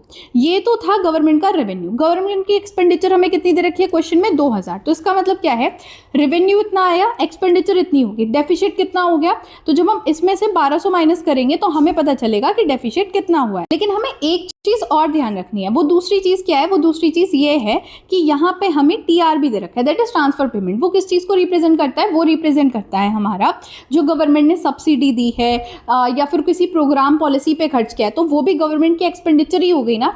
तो हमें क्या करना है, G में TR को भी ऐड कर देना है। तो अब हमारी जो टोटल गवर्नमेंट एक्सपेंडिचर है वो कितनी हो गई, 2000 प्लस 200, 2200 जो हो गई वो गवर्नमेंट की एक्सपेंडिचर हो गई, और गवर्नमेंट का रेवेन्यू कितना था 1200 था। तो जब हम इसको माइनस करेंगे हमारे पास अमाउंट आ जाएगा दैट इज 1000। ठीक है, अब हम आ जाते हैं तीसरे पार्ट पे। हमसे तीसरे पार्ट में क्या पूछा गया है वो देख लेते हैं। तीसरे पार्ट में पूछा है कि अगर टैक्स रेट जो है वो 0.25 हो जाए, 0.20 से हटके 0.25 हो जाए तो नई इक्विलिब्रियम इनकम और मल्टीप्लायर क्या होगा। तो अब देखो हमें नया इक्विलिब्रियम इनकम और मल्टीप्लायर, सबसे पहले हमें फिर से YD कैलकुलेट करना होगा। ठीक है, कंजम्पशन फंक्शन कैलकुलेट करना होगा, उससे पहले YD कैलकुलेट करना होगा। तो y माइनस 0.25y प्लस 200 हो जाएगा। अब क्या करेंगे, इसमें से माइनस करेंगे तो हमारे पास आ जाएगा 0.75y प्लस 200। YD कैलकुलेट करने के बाद अब हम कंजम्पशन फंक्शन निकालेंगे। कंजम्पशन फंक्शन क्या था, 500 प्लस 0.5 YD की वैल्यू हमने कैलकुलेट कर ही ली थी, तो 500 प्लस 0.5, अब हम YD की वैल्यू डाल देंगे 0.75y प्लस 200। अब जब इसकी कैलकुलेशन करेंगे ना आप, तो आपके पास जो फाइनल वैल्यू निकल के आएगी वो आएगी y इज इक्वल्स टू 5760। ठीक है, ये हो गई हमारी नई इक्विलिब्रियम इनकम। अब हमें नया निकालना है मल्टीप्लायर। तो नया मल्टीप्लायर हमने कैसे निकालना था, k is equals to 1/MPC 1 minus tax. ठीक है, तो MPC हमारा वही है that is 1 minus MPC, 1 minus 0.5 हो गया, 1 माइनस 0.25। जब आप इसकी कैलकुलेशन करोगे तो आपके पास फाइनल आंसर आएगा 1.6। तो ये न्यूमेरिकल होता है हमारा कंप्लीट। अब चलते हैं हम अपने नेक्स्ट न्यूमेरिकल पे। नेक्स्ट न्यूमेरिकल हमारा क्या बोल रहा है कि यहाँ पे कोकोलैंड है, उसका GDP डिफ्लेटर दे रखा है 2022 का, देन जनवरी 2024 का, 2025 पे हमें पूछा है कि एनुअल इन्फ्लेशन कितना हुआ है 2022 से 2024 तक। तो देखो पहले हमें देखना पड़ेगा कि प्राइस कितना इंक्रीज हुआ। हम 6000 में से 5000 को माइनस करेंगे, डिवाइड कर देंगे जो बेस है, बेस कितना है 5000। ठीक है, और इंटू 100 करेंगे तो हमें पता चलेगा कि प्राइस कितना इंक्रीज हुआ है इस पूरे टाइम में, 2 साल में 20% प्राइस इंक्रीज हुआ है। बट हमसे तो एनुअल पूछा ही है, तो 2 साल का तो हम 2 से डिवाइड करेंगे, हमारे पास आ जाएगा 10%। तो इसका मतलब क्या है कि एनुअल इन्फ्लेशन रेट जो है 2022 से 2024 तक वो 10% है। देन उसके बाद हमसे क्या पूछा है, 2022 से 2025 तक का पूरा पूछा है। तो अब हमें क्या करना है, फिर से प्राइस इंक्रीज निकालना है। 8000 में से माइनस करेंगे 5000, डिवाइड बाय 5000, इंटू कर देंगे 100। आपके पास जो आंसर निकल के आएगा दैट इज 60%। और अब ये कितने साल का है, ये 3 साल का है, तो इसे 3 से डिवाइड करेंगे और हमारे पास आ जाएगा 20%, that is our annual inflation rate. इसका पूरा सॉल्यूशन मैंने इस PDF में भी प्रोवाइड करा है। अब आ जाता है हमारा लास्ट न्यूमेरिकल, दैट इज हमें रिजर्व रेशो दे रखा है 10%। रिजर्व रेशो का मतलब क्या है, LRR दे रखा है।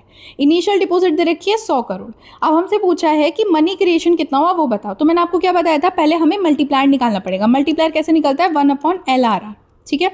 तो 1/0.10 करेंगे तो हमारे पास क्या वैल्यू आएगी। गाइस आप लोगों के पास कैलकुलेटर है, क्या बोल रहे हैं ही नहीं, गाइस लेके बैठो यार, न्यूमेरिकल सॉल्व कर रहे हो। तो आपके पास जो मल्टीप्लायर की वैल्यू आएगी दैट इज 10, ठीक है। अब क्रेडिट क्रिएशन निकालने के लिए हमें क्या करना है, मल्टीप्लायर की जो वैल्यू है उसकी मल्टीप्लाई कर देनी है, मल्टीप्लायर की वैल्यू की मल्टीप्लाई करनी है इनिशियल डिपॉजिट से। इनिशियल डिपॉजिट कितना था, 100, इसकी मल्टीप्लाई कर देते हैं मल्टीप्लायर से। हमारे पास जो टोटल अमाउंट आएगा, टोटल मनी क्रिएशन, वो आ जाएगा 1000 करोड़, ठीक है।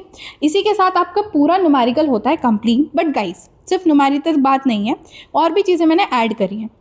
जितने फॉर्मूले मैंने अभी तक आपको पढ़ाए हैं उन सबको डिटेल में मैंने यहाँ पे लिख दिया है, ताकि आप एंड वक्त पे बहुत आसानी से रिवीजन कर सको। सारे फॉर्मूले यहाँ पे ऐड कर दिए हैं, और जो मोस्ट इंपॉर्टेंट फॉर्मूले हैं वो अलग से मैंने यहाँ पे लिख दिए हैं। इसी के साथ आपका पूरा मैक्रो इकोनॉमिक्स 1 होता है complete. Thank you, thanks for watching. Video को लाइक करो, चैनल को सब्सक्राइब भी करो, वीडियो को हाइप भी करो। एंड गाइस ये जो PDF है ना, ये आपको कहाँ मिलेगी, ये आपको गूगल फॉर्म से बाय करनी पड़ेगी। गूगल फॉर्म का जो लिंक है वो डिस्क्रिप्शन बॉक्स में आपको मिल जाएगा। गूगल फॉर्म का लिंक डिस्क्रिप्शन बॉक्स में मिलेगा, वहाँ से जाके आप इस PDF को परचेस कर सकते हो बड़े आराम से। और अगर आपको क्वेरी है तो आप टेलीग्राम चैनल पे लिख सकते हो। टेलीग्राम चैनल का लिंक भी आपको डिस्क्रिप्शन बॉक्स में मिल जाएगा। सो थैंक यू, अच्छे से पढ़ना, best of luck for your exam. डरने की जरूरत नहीं है, सारा पेपर इसी में से आ जाएगा आराम से। आप 7 में से 5 क्वेश्चन कर पाओगे और कोई दिक्कत नहीं आएगी। So thank you.